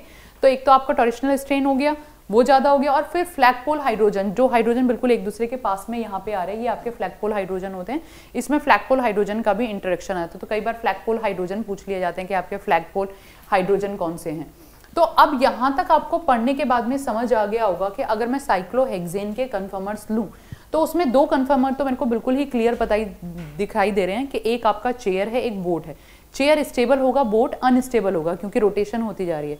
अब देखो, तुम इसको विजुलाइज करने की कोशिश करो। फॉर एग्जाम्पल, ये मेरे पास में इस तरीके से था, ये देखो, ये चेयर फॉर्म बना दी, ये चेयर का हेड है, ये बेस है, और ये जो मेरा हाथ है, ये जो नीचे की तरफ मैंने हाथ बना रखा है, ये चेयर फॉर्म बन गई। ये देख रहे हैं आप, बिल्कुल ये आपके पास में चेयर फॉर्म आ गई। अब क्या होगा, जब इसमें रोटेशन पॉसिबल होगी तो रोटेशन इसमें इस तरीके से होगा, ये पहले ये सीधा आएगा ऐसे, ये तो ये आपकी होती है हाफ चेयर फॉर्म। अब क्या होगा, ये वाली फॉर्म नीचे जाने लगेगी और ये वाली फॉर्म आपके पास में ऊपर आने लगेगी, यानी कि अब मेरे पास में ये इस तरीके से हो जाएगा। आपको लग वही रहा है बट ऐसा नहीं है। यहाँ पे ये वाला जो मेरा हैंड है ये नीचे चला गया है, और जो यहाँ पे टेल था, जो ये वाला पार्ट है वो ऊपर आ गया, यानी कि पहले ये ऐसे था, अब ये मेरे पास में ऐसे हो गया, ऐसे हो गया, सॉरी अब ये मेरे पास में ऐसे हो गया, ठीक है। ये देखो ये चीज़ है, अगर मैं ये बात करूं तो यानी कि पहले मेरे पास में जो पैर वाला एरिया था वो नीचे था, अब वो ऊपर चला जाएगा, तो इसे हम बोलते हैं रिंग फ्लिप। तो आपकी रिंग फ्लिप करती है। यानी कि अगर हम स्टेबिलिटी की बात करें, इसके एनर्जी डायग्राम की बात करें, तो चेयर फॉर्म आपकी सबसे ज़्यादा स्टेबल होती है। आपको बनाने का तरीका क्या है, दो पैरेलल, ये वैसे तो एक दूसरे के बिल्कुल ही पैरेलल होते हैं, ये और ये, तो ये आपका इस तरीके से आएगा, ये चेयर फॉर्म हो गई। अब ध्यान देना, ये चेयर फॉर्म है, तो मैं इस वाले जो लाइन है, अब इस केस में आपका ये हेड है और ये आपका टेल है, ठीक। अब चेयर फॉर्म से जब ये मूव करना शुरू करेगा तो ये हाई एनर्जी फॉर्म में चला जाएगा, ये वाला हिस्सा ऊपर की तरफ चला गया। हेड को मैं दूसरे कलर से ले लेती हूँ, हेड को मैं यहाँ पे ग्रीन कलर से ले लेती हूँ, ये अभी हेड ही है, ये हाफ चेयर फॉर्म है।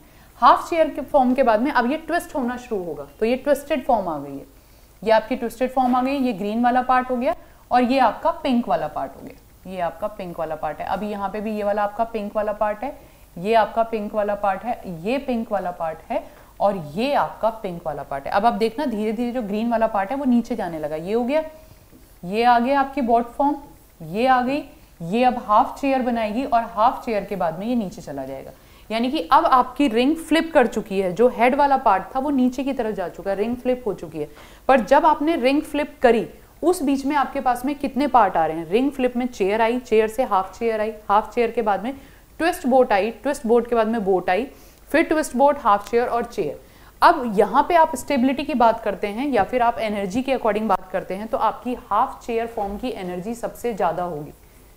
यानी कि जो आपके पास में हाफ चेयर फॉर्म है वो सबसे ज्यादा एनर्जी वाली वो होगी और वो सबसे लीस्ट स्टेबल होगी।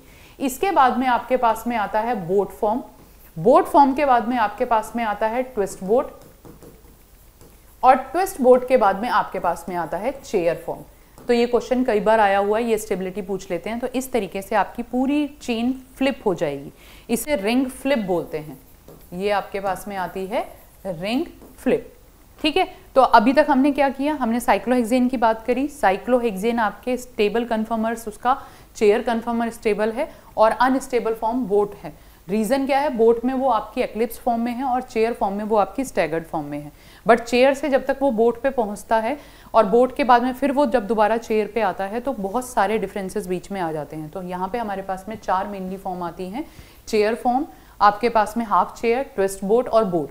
तो हाफ चेयर सबसे ज़्यादा अनस्टेबल है, फिर आपके पास में बोट आती है, फिर ट्विस्ट बोट आती है और चेयर फॉर्म आपकी सबसे ज़्यादा स्टेबल है। यहाँ पे हमारे पास में 2 तरीके के बॉन्ड्स होते हैं, एक आपके पास में एक्सियल बॉन्ड और इक्वेटोरियल बॉन्ड। अब जब आपका रिंग फ्लिप हुआ तो क्या फ़र्क आएगा, देखो अब ध्यान से। जब आपने रिंग फ्लिप किया तो ये आपका हेड था, ये आपके चेयर का हेड था और ये वाला आपके चेयर की टेल थी, ये आपके चेयर की टेल थी। अब यहाँ पे 2 बॉन्ड है, एक एक्सियल बॉन्ड है और एक इक्वेटोरियल बॉन्ड है। ये वाला बॉन्ड एक्सियल है और ये इक्वेटोरियल है। अब एक चीज ध्यान रखना, हर कॉन्जिक्यूटिव जो आपके कार्बन हैं उनके पास में एक इक्वेटोरियल एक एक्सियल होगा। अगर इक्वेटोरियल अप है तो नेक्स्ट इक्वेटोरियल डाउन होगा, अगर इक्वेटोरियल डाउन है तो नेक्स्ट इक्वेटोरियल अप होगा। ऐसे ही एक्सियल में चलता है। आप अगर ध्यान से देखो तो ये वाला एक्सियल अप है, फिर ये वाला एक्सियल आपका डाउन आ गया, ये वाला एक्सियल आपका डाउन आ गया, फिर आगे वाले जो 2 एक्सियल होंगे वो आपके अप होंगे और फिर आपका ये एक्सियल डाउन आ गया। ये एक्सियल बना रखे हैं इस तरीके से। ऐसे ही इक्वेटोरियल में होगा, एक इक्वेटोरियल अप तो 2 इक्वेटोरियल डाउन। अब अप और डाउन और अप और डाउन से हमारे पास में फिर यहाँ पे सिस और ट्रांस का भी कॉन्सेप्ट आ जाता है।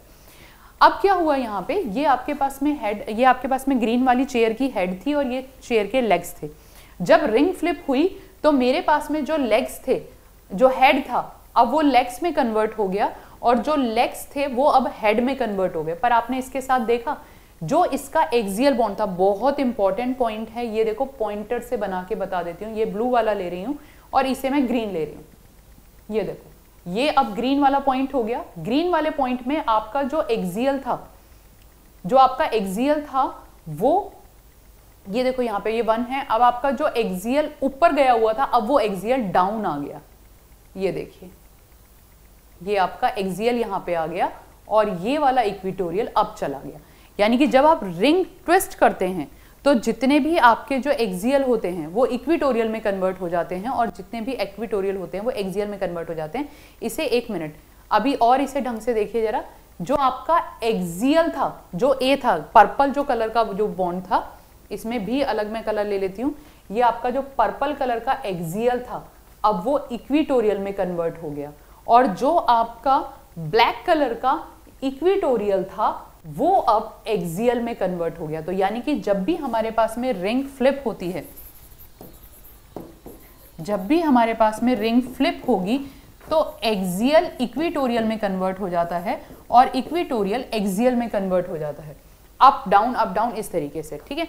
बट एक्सियल अगर अप डाउन से मतलब ये है कि एक्सियल आपका इक्विटोरियल में कन्वर्ट हो गया, पर अगर जो ऊपर है वो ऊपर की तरफ ही रहेगा। मैं इस पे इतना एम्फेसिस क्यों दे रही हूं? अब देखो क्वेश्चन किस तरीके से आता है। मान लेते हैं आपको इस तरीके से कोई कंपाउंड दिया है और मैंने दे दिया, यहां पे मैंने आपको CH3 दे दिया और यहाँ पे मैंने CH3 दे दिया। अब मुझे यहाँ से देख के बिल्कुल क्लियर पता चल रहा है कि ये वाला जो कंपाउंड है ये आपका ट्रांस कंपाउंड है, एक अबव द प्लेन है, एक बिलो द प्लेन है, और जो साइक्लिक रिंग है आपकी इस तरीके से है। पर एक्चुअल में जो इसका कन्फर्मर होगा वो इस तरीके से होगा कि ये जो आपकी चेन है ये इस तरीके से प्रेजेंट करेगी। अब इसमें 2 एडजेसेंट कार्बन है, अगर मैं इसको फर्स्ट और सेकंड ले रही हूँ, इसको मैं फर्स्ट और सेकंड ले रही हूँ, ये मेरा अबव द प्लेन है। अबव द प्लेन मेरे पास में इसका एक्सियल अबव द प्लेन होगा, तो ये CH3 आ गया, और दूसरे वाले में जो मेरे पास में CH3 है वो बिलो द प्लेन होगा, तो इसका जो ये CH3 है ये बिलो द प्लेन होगा।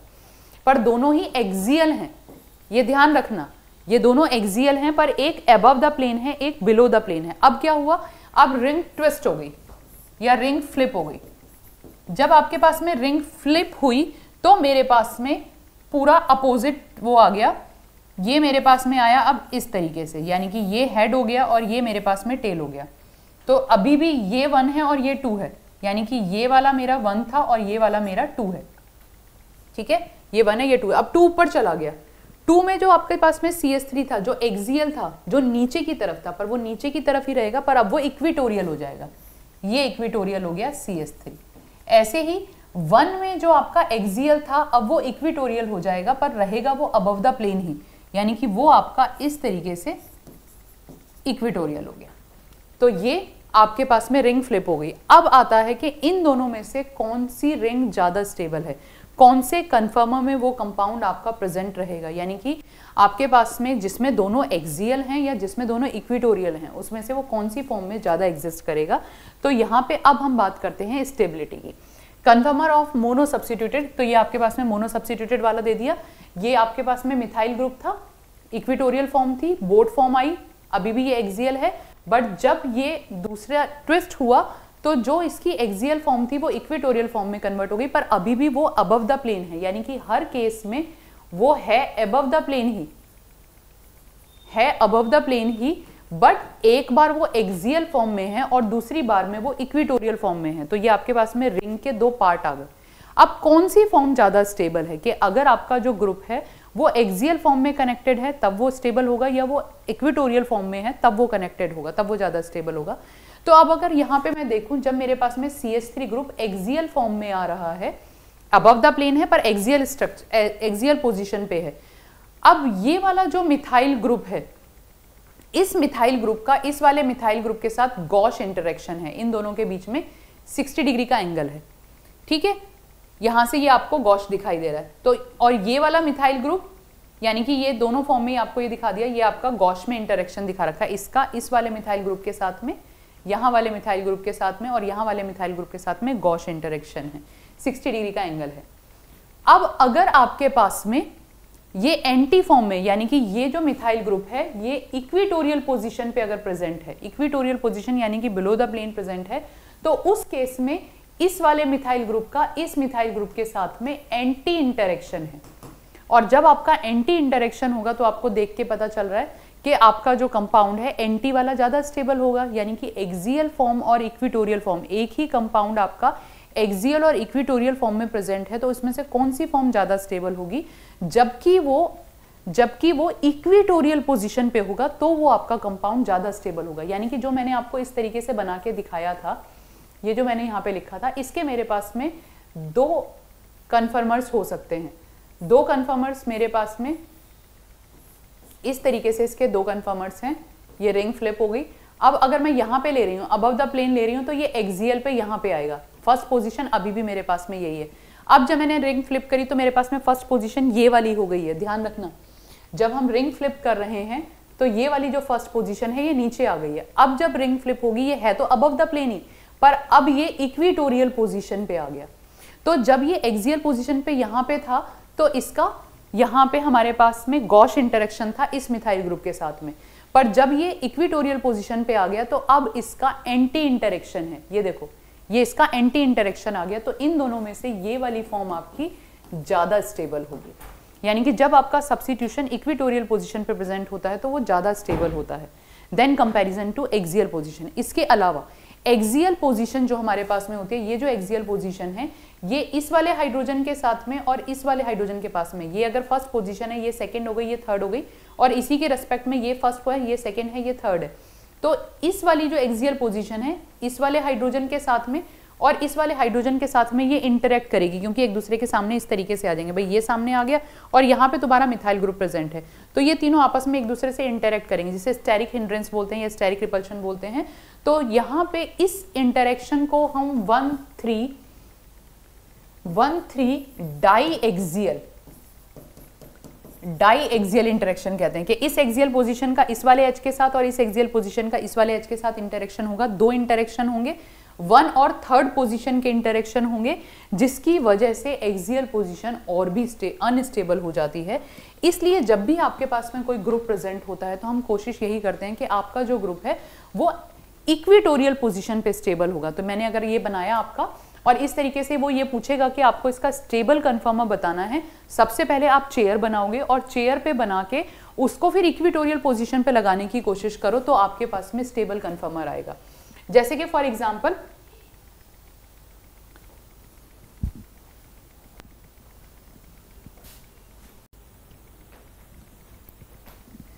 ओके, तो अगर हमारे पास में कंपाउंड दिया है और उसका मोस्ट स्टेबल कन्फर्मर पूछा जाता है, तो आप कोशिश हमेशा यही करेंगे कि जो आप उस पे जो सब्स्टिट्यूशन है वो उस सब्स्टिट्यूशन को आप इक्विटोरियल पोजीशन पे बनाएंगे। जैसे कि फॉर एग्जांपल अगर मुझे ये कंपाउंड दिया है और इस कंपाउंड में आपको कोई स्टेबल कन्फर्मेशन पूछने के लिए कहता है, तो आपको क्या करना है, सबसे पहले आप उसका चेयर कन्फर्मर बना लीजिए। चेयर कन्फर्मर बना के क्योंकि ये तो एक ही सब्स्टिट्यूशन है, आप कहीं पे भी बनाएं, आप इसको इक्विटोरियल पोजीशन पे बनाएंगे, यानी कि आप इसको इस तरीके से इक्विटोरियल पोजीशन पे ये करेंगे। तो आप इक्विटोरियल पोजीशन कोई सी भी पोजीशन ले सकते हैं, जरूरी नहीं कि मैंने यहाँ पे बनाया, आप यहाँ पे भी ले सकते थे, तो यहाँ पे डाउन द, बट अगर आपको अबव द प्लेन दिया है तो आपको अबव द प्लेन वाली इक्विटोरियल पोजीशन लेनी है। यानी कि जब भी हमें कोई हमें कन्फर्मर दिया है तो उसके पास में 6 इक्विटोरियल पोजीशन होती हैं, पर 6 इक्विटोरियल पोजीशन में से 3 equatorial position above the plane होती हैं और 3 equatorial position below the plane होती हैं। ये देखो किस तरीके से, अगर मैं यहाँ पे बात करूँ तो ये इक्विटोरियल बिलो द प्लेन है, इसके बाद में आपके पास में ये आ गई, तो ये वाली इक्विटोरियल आपके पास में अबव द प्लेन होगी, फिर ये वाली इक्विटोरियल आपके पास में बिलो द प्लेन होगी, फिर ये वाली इक्विटोरियल आपके पास में अबव द प्लेन होगी, ये वाली बिलो द प्लेन होगी, और ये वाली आपके पास में फिर अबव द प्लेन आएगी। ठीक है, ऐसे ही जब आप एक्सियल पोजीशन करते हैं तो एक्सियल पोजीशन में आपके पास में 6 एक्सियल पोजीशन होती हैं, जिसमें से कि 3 axial position above the plane होती हैं और 3 axial position below the plane होती हैं। अगर मैं एक्सियल पोजीशन यहाँ पे बनाऊं तो ये axial position above the plane है, ये axial position below the plane है, ये axial position above the plane है, ये बिलो द प्लेन है, ये अबव द प्लेन है, ये बिलो द प्लेन है। तो आपके पास में 6 एक्सियल पोजीशन में से 3 axial position above the plane होंगी और 3 axial position below the plane होंगी। जब भी आप कंपाउंड को रिंग फ्लिप करेंगे तो आपका एक्सियल इक्विटोरियल में बदल जाएगा और इक्विटोरियल एक्सियल में बदल जाएगा, बट अगर वो अबव द प्लेन है तो वो अबव द प्लेन ही रहेगा, प्लेन नहीं बदलेगा, प्लेन उसका अबव द प्लेन ही रहेगा। तो जब भी आप बनाएंगे तो आप उसको उसी तरीके से चेक करेंगे। अब फॉर एग्जाम्पल ये हमारे पास में एक बहुत ही इंपॉर्टेंट एग्जाम्पल आ जाता है कि अगर आपको कंपाउंड दिया है जिसमें कि दोनों पोजीशन पे ही आपके पास में टर्शियरी ब्यूटाइल कंपाउंड प्रेजेंट है, ये आपके पास में टर्शियरी ब्यूटाइल कंपाउंड प्रेजेंट है, तो ये कंपाउंड कैसे प्रेजेंट होगा, 1 और 4th पोजीशन पे प्रेजेंट है। 1 पोजीशन पे तो आपने इस तरीके से बना दिया 1 पोजीशन, 4th पोजीशन पे अब आपका जो, अब इसको आप एक्सियल पे बनाओगे तो वो इस तरीके से आएगा, इस तरीके से आएगा।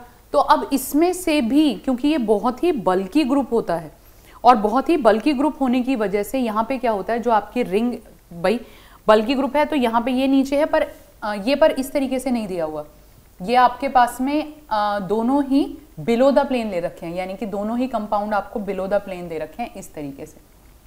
ये आपको कोई क्वेश्चन दे रखा है कि टर्शी ब्यूटाइल आपको कंपाउंड दिया है और टर्शी ब्यूटाइल में दोनों ही आपके पास में बिलो द प्लेन है, यानी कि ये इस तरीके से है। तो अगर आप एक को एक्सियल पे बना रहे हो तो दूसरे को इक्वेटोरियल पे इस तरीके से बनाएंगे। अब ये एक्सियल है तो इसका तो 1,3 डाई एक्सियल इंटरेक्शन बहुत ज़्यादा वो हो जाता है, बहुत ज़्यादा इंटरेक्शन हो जाएगा, बहुत ज़्यादा रिपल्शन हो जाएगा। तो ये कंपाउंड आपका ट्विस्ट बोट में प्रेजेंट होता है, यानी कि आपको दोनों बिलो द प्लेन बनाने हैं और दोनों बिलो द प्लेन बनाने के लिए आप क्या करेंगे, आप इसको ट्विस्ट बोट की फॉर्म में इस तरीके से लेके और यहाँ पे ये टर्शी ब्यूटाइल इधर आ गया और ये टर्शी ब्यूटाइल इस तरीके से आ गया। तो ये एक एक्सेप्शन है जो कि आपका ट्विस्ट बोट की फॉर्म में प्रेजेंट होता है, ये आपका चेयर कन्फर्मेशन नहीं बनाता है। ठीक है, तो ये पोजीशंस आपको देखनी पड़ेंगी, बहुत सारे कन्फर्मर्स बनते हैं, बहुत सारे, तो आप उसके अकॉर्डिंग आपको बना के देखना पड़ेगा, तभी आप इसको कर पाएंगे। अगर आप ग्रेजुएशन के बच्चे हैं, पहली बार कर रहे हैं, तो ट्राई करके देखो, पूरी साइक्लोहेक्सेन की जो चेयर फॉर्म है वो बिल्कुल तरीके से बनानी है। ड्रॉ बोथ, अब जैसे क्वेश्चन हमें दिया हुआ है, draw both chair कन्फर्मर of the cis 1,2 di methyl cyclohexane, ये आपके पास में क्वेश्चन है और आपको दिया हुआ है 1,2 डाई मिथाइल, यहाँ पे दोनों जगह ही आपके पास में मिथाइल ग्रुप है, 1,2 di methyl cyclohexane and determine which conformer is more stable. अब दोनों डाई मिथाइल हैं, ड्रॉ द बोथ चेयर कन्फर्मर और सिस दे रखा है, यानी कि सिस का मतलब ये है ये दोनों या तो इस तरीके से अबव द प्लेन है, तो मैं इसे अबव द प्लेन इसी तरीके से लेके चलती हूँ। अब मैं इसके दोनों कन्फर्मर बनाती हूँ, तो जैसे कि मेरे पास में एक कन्फर्मर ये है 1 और 2 पोजीशन पे है, तो मैं इसे 1 ले रही हूँ और इसे 2 ले रही हूँ, दोनों कन्फर्मर बनाए। तो मैं इसके स्टेबल कन्फर्मर कोशिश करूंगी कि दोनों इक्वेटोरियल पोजीशन पे ही हों, तो यानी कि मैंने यहाँ पे इसे CS3 इस तरीके से लिख दिया, पर ये दोनों सेम प्लेन पे हैं। अब ये CS3 अगर बिलो द प्लेन गया है तो दूसरा जो CS3 आएगा वो बिलो द प्लेन इस तरीके से आएगा। अब आप दूसरा बना दो, दूसरा इसका कन्फर्मर बनाओगे, तो अब दूसरे कन्फर्मर में आप एक्सियल पोजीशन पे, एक एक्सियल पे एक इक्वेटोरियल पे, तो यहाँ पे आपने, पर ये दोनों एक ही प्लेन पे होने चाहिए, ये ध्यान रखना है। एक ही प्लेन से मतलब है दोनों एक ही सिस साइड पे होने चाहिए, एक ही साइड होने चाहिए। तो अगर मैं इसे एक्सियल बना रही हूँ CS3, तो इसका इक्वेटोरियल ऊपर इस तरीके से होगा, क्योंकि अब अगर ये एक्सियल अबव द प्लेन है तो इसका इक्वेटोरियल बिलो द प्लेन होगा और इसका एक्सियल बिलो द प्लेन होगा। तो 1 और 2 पे मुझे बनाना है, तो 1 और 2 पे मैं इसे इस तरीके से बना दूंगी। मैंने इसके दोनों बना दिए, सिस और ये एक दोनों ऊपर की तरफ लेते हुए, एक नीचे की तरफ लेते हुए। अब इसने कहा and determine which conformer is more stable, दोनों ही इक्वली स्टेबल हैं क्योंकि दोनों सेम है। एक में ये वाला आपके पास में इक्वेटोरियल आ रहा है, इक्वेटोरियल है और बिलो द प्लेन है, ये आपका एक्सियल है, बिलो द प्लेन है, ये आपका एक्सियल है, अबव द प्लेन है, ये आपका इक्वेटोरियल है, अबव द प्लेन है। यानी कि इसमें आपका जो फर्स्ट है वो इक्वेटोरियल है और जो सेकंड है वो एक्सियल है और दोनों के दोनों बिलो द प्लेन है। इसमें जो आपका फर्स्ट है वो एक्सियल है और जो सेकंड है वो इक्वेटोरियल है, तो दोनों के AE आ रहे हैं, दोनों इक्वली स्टेबल हैं, दोनों बराबर हैं। अब इन्होंने कहा repeat the same question and determine which conformer is more stable, repeat for the trans isomer. अब आपको इसी कंपाउंड का ट्रांस आइसोमर लेना है, तो ट्रांस आइसोमर लेने के लिए यानी कि एक में आपके पास में अबव द प्लेन आएगा और एक में आपके पास में बिलो द प्लेन आएगा। अब आप इसका कन्फर्मर बनाओगे, तो कन्फर्मर बनाने के लिए आपको 1 और 2 पोजीशन, पहले नंबरिंग लिख लिया करो, बहुत इंपॉर्टेंट होती है, उसी से समझ आता है। 1 और 2 पे, अब 1 पे ये अबव द प्लेन है। अब अगर मैं इसका अबव द प्लेन बनाने की कोशिश करती हूँ, अब मैं 1 और 2 ये वाली नहीं ले रही हूँ, मैं 1 और 2 इस तरीके से लूंगी कि मेरे पास में ये वाला इक्वेटोरियल पोजीशन पे आए, ताकि मैं पहले से स्टेबल लेते हुए चलूँ इसको। तो मैंने ले ली ये जो 1 पोजीशन है, फॉर एग्जाम्पल मैंने इसे 1 ले लिया और इसे 2 ले लिया। अब मेरे को 1 पे ये अबव द प्लेन बनाना है, इसे 1 ले लिया मैंने, ये मैंने 1 ले ली और ये मैंने 2 ले ली, ठीक है, ये 1 है और ये 2 है। 1 पे CS3 group above the plane है, तो मैंने इसे इक्वेटोरियल लिया, और 2 पे जो आपका CS3 ग्रुप है वो बिलो द प्लेन है। अब इसमें बिलो द प्लेन क्या आएगा, ये आपका इस तरीके से इक्वेटोरियल आ गया, ठीक है। अब दूसरा इसका बनाते हैं। दूसरा बनाने के लिए आपके पास में दोनों को एक्सियल पोजीशन पे लेते हैं तो आपका जो फर्स्ट वाला है उसमें आपके पास में ये एक्सियल पोजीशन पे अबव द प्लेन चला गया ये, और दूसरा एक्सियल पोजीशन पे above the plane below the plane चला गया। तो यानी कि यहाँ पे जो 1 है वो इक्विटोरियल है और जो 2 है वो भी इक्विटोरियल है। यहाँ पे जो 1 है वो एक्सियल है और जो 2 है वो भी एक्सियल है। अब इन दोनों में से कौन सा स्टेबल है? ये वाला आपका मोर स्टेबल है और ये वाला आपका लेस स्टेबल है। तो यहाँ पे आपको अब जब आपके दोनों सिस थे तब आपको नहीं पता चल रहा था, पर जब आपने ट्रांस बनाए तो आपको पता चल गया कि ट्रांस में दोनों इक्विटोरियल वाला, यानी कि अगर आपको वो स्टेबल कन्फर्मर बनाने के लिए कहेगा तो आप ये वाला कन्फर्मर बनाएंगे, ये वाला कन्फर्मर नहीं बनाएंगे क्योंकि ये स्टेबल है, ये एक्सियल पोजीशन, ये अनस्टेबल है। इसमें जो आपके दोनों सब्स्टिट्यूएंट हैं वो एक्सियल पोजीशन पे आ रहे हैं।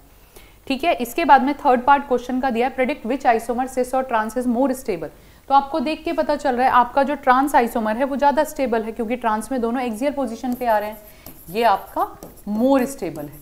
आप वैसे भी कह सकते हो कि जो आपका सिस है उसमें जो आपके बल्की ग्रुप हैं वो एक दूसरे के बिल्कुल सामने आ जाते हैं और एक दूसरे के सामने आ जाएंगे तो स्टेबिलिटी कम हो जाएगी। ठीक है, यहाँ पे मेरा कन्फर्मर कराने का, ज्योमेट्रिकल आइसोमेरिज्म और सीआईपी रूल कराने का पहले रीजन यही था कि जब हम ऑप्टिकल आइसोमेरिज्म करेंगे तो आपको ये सारी जो मैं टर्म्स यूज कर रही हूँ ये ऑलरेडी पता होनी चाहिए, ये आपको बिल्कुल क्लियर होनी चाहिए। इसके बाद में आता है आपके पास में बाईसाइक्लिक मॉलिक्यूल। बाईसाइक्लिक मॉलिक्यूल वो होते हैं जब आपके पास में 2 रिंग आपस में कनेक्टेड हैं। अब बाईसाइक्लिक में भी आपके पास में अलग अलग तरीके के बाईसाइक्लिक हैं, जैसे कि ये आपके पास में आ गई फ्यूज्ड बाईसाइक्लिक, जिसमें कि 2 रिंग बिल्कुल 2 कार्बन एटम से कनेक्टेड हैं, ये यहाँ पे और यहाँ पे। तो ये आपके पास में डेकालिन है। डेकालिन में भी आपके पास में 2 तरीके की डेकालिन है, ये आपके पास में ट्रांस डेकालिन है और ये आपके पास में सिस डेकालिन है। ट्रांस डेकालिन में आपके पास में ये वाला बॉन्ड ऊपर की तरफ और ये वाला बॉन्ड नीचे की तरफ, ये फ्लैट ड्रॉ किया हुआ पर इसकी सिस भी बनती है जिसमें कि दोनों एच एक तरफ आ जाते हैं। तो उसमें फिर आप जब ड्रॉ करोगे तो वो दोनों जो रिंग आएंगी, ये आपने इस तरीके से किया, यहाँ पे फिर जब आप रिंग ड्रॉ करोगे तो ये कुछ आपकी इस तरीके से यहाँ पे कनेक्ट होते आएंगी और यहाँ पे जो दोनों एच ग्रुप हैं ये ऊपर की तरफ आ जाएंगे। तो ये आपके पास में इस तरीके से सिस आएगा। सिस और ट्रांस डेकालिन की अगर मैं बात करूं तो trans decalin is more stable, जो आपकी ट्रांस डेकालिन है वो ज्यादा स्टेबल है और ट्रांस और सिस डेकालिन में रिंग फ्लिप नहीं होती है। अच्छा, ये अभी और आने वाला है हमारे पास में। इसके बाद में ये आपके पास में ब्रिज बाईसाइक्लिक कंपाउंड होगा, इन दोनों के बीच में ये ब्रिज है, ये आपके पास में ब्रिज बाईसाइक्लिक कंपाउंड हो गया and these atoms are called bridge head carbon. यानी कि अगर आपके पास में ये एक रिंग थी, अब देखो यहाँ पे ये मेरे पास में साइक्लोहेक्सेन दी है और ये साइक्लोहेक्सेन यहाँ पे इस तरीके से किसी एक और एटम से कनेक्टेड हो गई, तो यहाँ पे क्योंकि ये ऊपर की तरफ इससे ब्रिज लेके जा रहा है तो हम इस बॉन्ड को या हम स्ट्रक्चर को इस तरीके से दिखाते हैं क्योंकि ये ऊपर की तरफ उड़ जाता है। तो ये ब्रिज हो गया, ये ब्रिज हो गया और ये दोनों इसके ब्रिज हेड कार्बन हो गए। ठीक है, तो यहाँ पे ये आपकी फ्यूज्ड रिंग आ गई, ये आपके पास में ब्रिज बाईसाइक्लिक कंपाउंड आ गए। ये ब्रिज को आप इस तरीके से भी बना सकते हैं। स्पायरो कंपाउंड, एक ही कार्बन की रिंग है, इस तरीके से कनेक्टेड है, एक रिंग ये और दूसरी रिंग ये, एक ही कार्बन से कनेक्टेड है। यहाँ पे 2 कार्बन है, यहाँ पे 2 कार्बन के बीच में रिंग फ्यूज्ड है, जबकि यहाँ पे एक ही कार्बन से 2 रिंग फ्यूज्ड हैं, इस तरीके से स्पायरो कहते हैं। फ्लैट ड्रॉ करेंगे तो आप इस तरीके से, तो हर एक के फ्लैट ड्रॉ कर रखें। अब इनकी नेमिंग किस तरीके से होती है? IUPAC नेमिंग बहुत सिंपल है। बाईसाइक्लिक अगर आपके पास में कंपाउंड है तो उसके आगे आप बाईसाइक्लो लगाएंगे। अगर आपके पास में ये भी बाईसाइक्लिक है, स्पायरो कंपाउंड के लिए आप स्पायरो लगाएंगे, ये आप स्पायरो लगाएंगे। अब आप यहाँ पे नंबरिंग कैसे करते हैं? जो सबसे ज्यादा रिंग वाले, जिस रिंग में सबसे ज्यादा कार्बन है पहले उसे लिखेंगे, फिर उससे कम वाले, फिर उससे कम वाले। यानी कि यहाँ पे 1 2 3 4 1 2 3 4 और बीच में जो जो फ्यूज रिंग है बीच में कोई कार्बन नहीं है तो वो 0 आ जाएगा। तो मेरे पास में आएगा बाईसाइक्लिक स्क्वायर ब्रैकेट 4, एक तरफ 4 कार्बन है, कॉमा दूसरी तरफ 4 कार्बन है और जो फ्यूज रिंग है उसके बीच में एक भी कार्बन नहीं है तो उसे मैं 0 लिखूंगी और इसे डेकेन, ये इसका नाम आ गया। अब अगर मैं बाईसाइक्लो जो आपकी ब्रिज हेड वाली कार्बन है या ब्रिज कार्बन वाली है, तो सबसे पहली बात, अगर आपके दोनों तरफ कितने कितने कार्बन है और ब्रिज में कितने कार्बन है, हमेशा ग्रेटर से लेकर लोएस्ट की तरफ चलते हैं। तो अगर आपको पास में माना रिंग इस तरीके से दी थी, ये दी है, पहले तो इसी का ले लेते हैं। यहाँ पे 2 कार्बन है, यहाँ पे 2 कार्बन और यहाँ पे 1 कार्बन है, तो इसे आप लिखेंगे बाईसाइक्लो 2 2 1 हेप्टेन। बट अगर मुझे इस तरीके से रिंग दी है फॉर एग्जाम्पल ये मुझे क्वेश्चन दिया है और मुझे इसकी नेमिंग करनी है, तो यहाँ पे देखो 1 2 3 1 2 और यहाँ पे एक कार्बन है, तो आप इसे लिखोगे बाईसाइक्लो, स्क्वायर ब्रैकेट, इस तरफ 3 है तो 3 से स्टार्ट करोगे, फिर इस तरफ 2 है और यहाँ पे इस वाले जो ब्रिज हेड है, जो ब्रिज साइकिल है उसमें 1 है, तो 3 2 1 और अब आपके पास में टोटल कितने कार्बन हो गए हैं 1 2 3 4 5 6 7 8 कार्बन हो गए हैं, तो इसे आप लिखेंगे ऑक्टेन। स्पायरो कंपाउंड में भी आपके पास में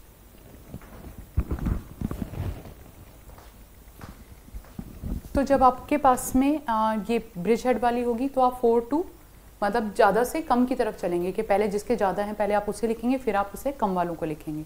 पर जब आप स्पायरो कंपाउंड की बात करते हैं तो जैसे ये मैंने जो एग्जांपल ले रखा है यहाँ पे तो दोनों तरफ सेम ही है 1 2 3 4 1 2 3 4, तो आप यहाँ पे सिंपल स्पायरो 4 4 नॉन इन कर देंगे। बट अगर आपको कोई स्पायरो कंपाउंड इस तरीके से दिया है, माना ये और यहाँ पे मुझे ये रिंग इस तरीके से दी है, अब मुझे को इसकी नेमिंग क्या करनी है, स्पायरो में हम लोअर से हायर की तरफ चलते हैं, यानी कि अगर मैं इसकी नेमिंग करूंगी तो यहाँ पे ये मेरे पास में 1 2 3 4 4 कार्बन इस तरफ हैं और 2 कार्बन इस तरफ हैं, तो मेरे पास में जो कंपाउंड की हम नेमिंग करेंगे वो हम करेंगे स्पायरो, स्क्वायर ब्रैकेट में आप 2 के बाद में आपके पास में इस तरफ 4 हैं, 2 4 और आपके पास में 4 5 6 7 सेप्टेन या हेप्टेन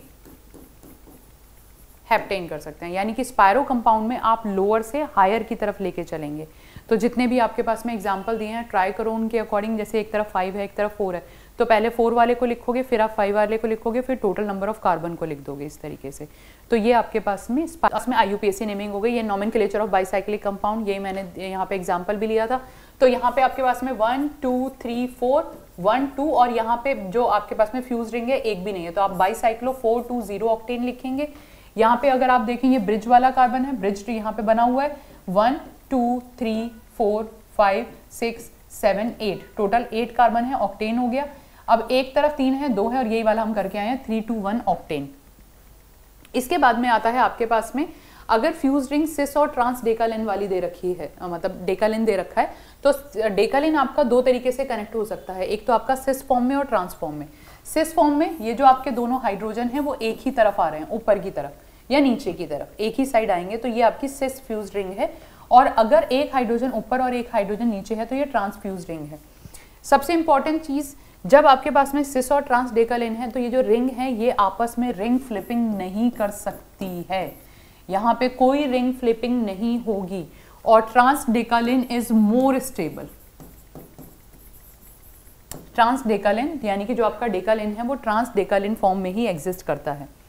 इसके बाद में आप कुछ इंपॉर्टेंट एग्जाम्पल ले लेते हैं, कन्फर्मर्स ले लेते हैं, उनके कौन कौन से किस फॉर्म में प्रेजेंट होते हैं। जैसे ग्लाइकॉल ले लेते हैं। ग्लाइकॉल में आपके पास में फर्स्ट और सेकंड पोजीशन पे OH ग्रुप है। अब हमने ये कहा कि आपका कौन सी स्टैगर्ड फॉर्म सबसे ज़्यादा स्टेबल होती है, और स्टैगर्ड फॉर्म्स में भी वो वाली फॉर्म सबसे ज़्यादा स्टेबल थी जिसमें कि दोनों मिथाइल ग्रुप एक दूसरे से बिल्कुल अपोजिट थे। देखा था आपने कंप्लीटली स्टैगर्ड फॉर्म या एंटी स्टैगर्ड फॉर्म जिसमें एक मिथाइल ग्रुप ऊपर था और एक मिथाइल ग्रुप नीचे था, तो वो फॉर्म सबसे ज़्यादा स्टेबल थी। अब आपको क्वेश्चन आ गया ये वाला, और आप सोचोगे कि मैं इसको इसी तरीके से बना दूं कि ये वाला OH यहाँ पे और ये वाला OH यहाँ पे, तो ये इस तरीके से स्टेबल नहीं होता। ये दोनों स्टैगर्ड फॉर्म में प्रेजेंट होते हैं, पर स्टैगर्ड फॉर्म में ये दोनों आपस में गॉश फॉर्म में स्टेबल होते हैं, because they are connected with each other by the hydrogen bonding. इनके बीच में हाइड्रोजन बॉन्डिंग होने के कारण ये गॉश फॉर्म में स्टेबल होता है। ये इस तरीके से गॉश फॉर्म में स्टेबल होगा, ठीक है। स्टैगर्ड में गॉश फॉर्म में जिसमें इन दोनों के बीच में गॉश नहीं, स्टैगर्ड में जिसमें इन दोनों के बीच में 60 डिग्री का डाइहेड्रल एंगल है, इस तरीके से प्रेजेंट होंगे। ऐसे ही अगर आप OH और Cl का करेंगे, ये भी इसी तरीके से एग्जिस्ट होता है, क्योंकि यहाँ पे भी आपके पास में इनका जो इंटरेक्शन, हाइड्रोजन बॉन्डिंग नहीं है बट हाँ इनका जो इंटरेक्शन है वो स्ट्रॉन्ग होता है। डाइपोल की वजह से ये दोनों आपस में स्ट्रॉन्ग अट्रैक्टिव फोर्सेस बना लेते हैं। अब माना आपको ये कंपाउंड दिया है, अब इन चारों की मुझे स्टेबल कन्फर्मर बनाने हैं, और तीनों के तीनों ही साइक्लोहेक्सेन है। अब साइक्लोहेक्सेन की फॉर्म में जब आप इन्हें लिखेंगे तो सबसे पहले आप इसको ढंग से ले लेते हैं, तो ये आपको ये आ गया, ये साइक्लोहेक्सेन बन गया। अब OH और CH3 दोनों ही सिस हैं, और सिस फॉर्म में अगर एक एक्सियल होगा और एक इक्वेटोरियल होगा, तो अब इसमें हमारे पास में मेन प्रॉब्लम आती है कि कौन सा आपका एक्सियल होगा और कौन सा आपका इक्वेटोरियल होगा। तो जब आपको OH और CH3 ग्रुप दिया होता है तो OH ग्रुप आप इक्विटोरियल पोजीशन पे लेते हैं और जो CH3 ग्रुप है वो आप OH ग्रुप आप एक्सियल पोजीशन पे लेते हैं। और क्योंकि अबव द प्लेन लिखा हुआ है तो मैं इसे बिलो द प्लेन नहीं बनाऊंगी, तो मैं इसे यहाँ पे लेके चलूंगी। तो ये जो OH ग्रुप है आप इस OH ग्रुप को एक्सियल फॉर्म पे लोगे और जो CH3 ग्रुप है ये आपका इक्विटोरियल पोजीशन पे आएगा, क्योंकि OH आपका बेंट स्ट्रक्चर होता है। तो जो आपका 1,3 डाइहेक्सियल इंटरेक्शन था वो कम हो जाता है, वो कम रहेगा और यहाँ पे जो O है O का H के साथ इंटरेक्शन रहेगा जो कि उसे स्टेबलाइज करेगा इस तरीके से। तो यहाँ पे जो OH है OH आपका एक्सियल पोजीशन पे आता है, ये आपका एक्सियल पे आएगा और ये आपके इक्विटोरियल पे आएगा। अब आपको OH और OH दोनों ही सिस फॉर्म में दिए हैं। अब दोनों सिस फॉर्म में दिए हैं तो उस केस में अब आप क्या करेंगे, जब आपके पास में OH और OH दोनों ही सिस फॉर्म में दिए हैं तो अब आप यहां पे क्या करेंगे, एक एक्सियल मतलब एक आपके पास में एक्सियल होगा, एक आपके पास में इक्विटोरियल होगा। और उस केस में आपके पास में जो हाइड्रोजन बॉन्डिंग का जो कॉन्सेप्ट आएगा, तो अब अगर आप इसको दोनों को सिस फॉर्म में बनाएंगे और अबव द प्लेन बनाएंगे और 1 और 2 पोजीशन पे हैं, आपके 1 और 2 पोजीशन पे हैं, तो उस केस में अगर मैं इसको अबव द प्लेन बना रही हूँ तो मैं कोशिश करती हूँ, पहले मैं इसे इक्विटोरियल पे लाने की कोशिश करती हूँ, फिर आगे देखेंगे हम इसमें कर क्या सकते हैं। 1 और 2 हैं तो एक इक्विटोरियल होगा एक एक्सियल होगा। तो मैंने क्या लिया, इसको इक्विटोरियल कर दिया OH और इसको यहाँ पे मैंने या फिर इसको यहाँ पे मैंने इस तरीके से कर दिया। ठीक है, तो ये इस मतलब अगर मैं इसकी स्टेबल फॉर्म बनाने की कोशिश करूँ तो इसके अलावा और कोई कॉन्सेप्ट बनता ही नहीं है, इसको हम केवल इसी तरीके से बना सकते हैं। बट अगर आपको 1 और 4 पोजीशन पे दिया है, 1 और 4 पोजीशन पे दिया है इस तरीके से, तो अगर आपको 1 और 4 पोजीशन पे दिया है तो आप कैसे बनाएंगे। 1 और 4 पे है तो मैंने क्या किया, ये आपका OH ग्रुप आ गया और ये आपका दोनों ही इसको अबव द प्लेन ले लेते हैं, माना ये दोनों के दोनों ही आपके अबव द प्लेन हैं। तो अगर मैं इस OH को अबव द प्लेन ले जाऊंगी यहाँ पे और इस OH को अबव द प्लेन यहाँ पे ले जाऊंगी तो यहाँ पे कोई इंटरेक्शन नहीं हो रहा है, कुछ मतलब कुछ ऐसा खास लग नहीं रहा है। बट एक्चुअल में होता क्या है, ये कंपाउंड 1 और 4 पे होगा तो ये ना बोट फॉर्म में एग्जिस्ट हो जाता है। ये इस तरीके से ये O और H का जो इंटरेक्शन है हाइड्रोजन बॉन्डिंग के साथ में, ये इस तरीके से इंटरेक्ट कर जाता है। तो ये आपका चेयर फॉर्म में एग्जिस्ट ना करके ये आपका बोट फॉर्म में एग्जिस्ट कर जाता है, इसलिए ये क्वेश्चन इंपॉर्टेंट है। जेई एडवांस के जो बच्चे हैं या जेई मेंस के जो बच्चे हैं या फिर जो CSIR या नेट की जो तैयारी कर रहे हैं उनके लिए ये एक इम्पॉर्टेंट एग्जाम्पल है। ये OH वाला भी एक इम्पॉर्टेंट एग्जाम्पल है। यहाँ पे ये आपका एक्सियल पोजीशन पे आ जाता है, जो OH ग्रुप है वो आपको एक्सियल पोजीशन पे दिखाई देगा।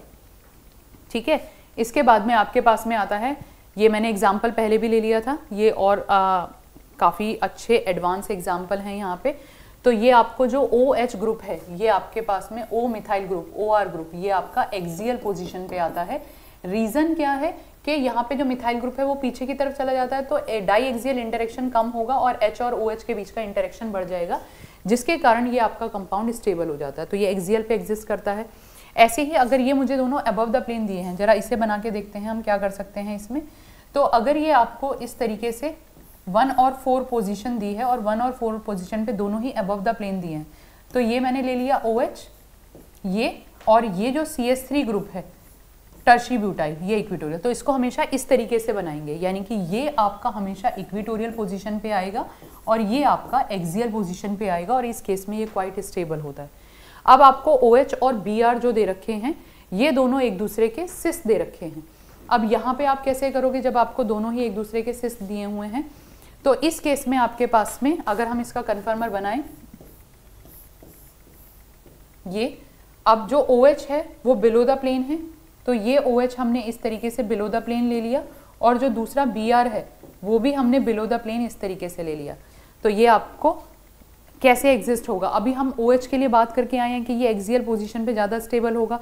तो इस केस में आपके पास में जो ये कंपाउंड आएगा उसे आप ऐसे लिखेंगे कि ये आपका OH दोनों ही 1 और 2 पोजीशन पे हैं, तो OH को आप एक्सियल ले लो OH को आप एक्सियल ले लो और Br को, अब क्योंकि ये तो एक्सियल पे ज़्यादा स्टेबल है तो दोनों सेम साइड हैं। अच्छा, बिलो द प्लेन बनाना है तो फिर मैं यहीं पे ले लेती हूँ, क्योंकि यहाँ तो अगर बनाऊंगी तो ये तो मेरा गलत हो जाएगा। तो इसको एक्सियल पे लेते हैं बिलो द प्लेन ये, और इसके साथ जो Br है वो भी बिलो द प्लेन लगाना है। तो ये इक्वेटोरियल पोजीशन पे इस तरीके से आएगा, यानी कि इन दोनों के केस में अगर मैं बात करूं तो ये आपका मोर स्टेबल होगा और ये आपका लेस स्टेबल होगा। तो OH वाला जो क्वेश्चन आएगा उसको ध्यान रखना, OH अधिकतर एक्सियल पोजीशन पे ही स्टेबल होता है। ठीक है, इसके बाद में अब ये कन्फर्मर्स आपके पूरे हो गए हैं। मोस्ट एडवांस एग्जाम्पल्स मैंने लेके कर लिए हैं, उसके बाद में एक आध कोई एग्जाम्पल होगा वो भी कवर करा देंगे। नेक्स्ट क्लास में हम करने वाले हैं ऑप्टिकल आइसोमेरिज्म। तब तक जितनी मैंने वीडियो बनाई हैं उसको ढंग से देख लीजिए, क्योंकि मैंने काफ़ी एडवांस लेवल का कराया हुआ है। ऐसा नहीं है कि केवल पर्टिकुलर कि हाँ भाई ठीक है ये इतना इतना होता है इसे रट लो इससे काम चल जाएगा, ऐसा नहीं है। एडवांस लेवल पे ले जाके आपके जितने भी क्वेश्चन आ सकते हैं, जिस भी तरीके के क्वेश्चन आ सकते हैं, सारे क्वेश्चन मैंने कवर करा दिए हैं। इंपॉर्टेंट से इंपॉर्टेंट क्वेश्चन कवर करा दिया, अच्छे से स्टडी कर लीजिए, क्योंकि ऑप्टिकल आइसोमेरिज्म में फिर हम पूरा इन डेप्थ पढ़ेंगे, पूरा डिटेल में पढ़ते हुए चलेंगे। बट तब तक आप इन सब चीज़ों को अच्छे से याद कर लीजिए, अच्छे से लर्न कर लीजिए। मैं बार बार यही कह रही हूँ कि शॉर्ट ट्रिक से काम नहीं चलेगा जब तक कि आप पूरी मेहनत नहीं करेंगे। देखिए मेरी वीडियोस कोई वो नहीं है कि मैं बहुत चीख चीख के आपको कहूँगी ये कर लीजिए वो कर लीजिए, ये करोगे तो ये होगा। देखो मेरा सिंपल सा फंडा ये है, आप पढ़ोगे तो आपका एग्जाम क्लियर होगा।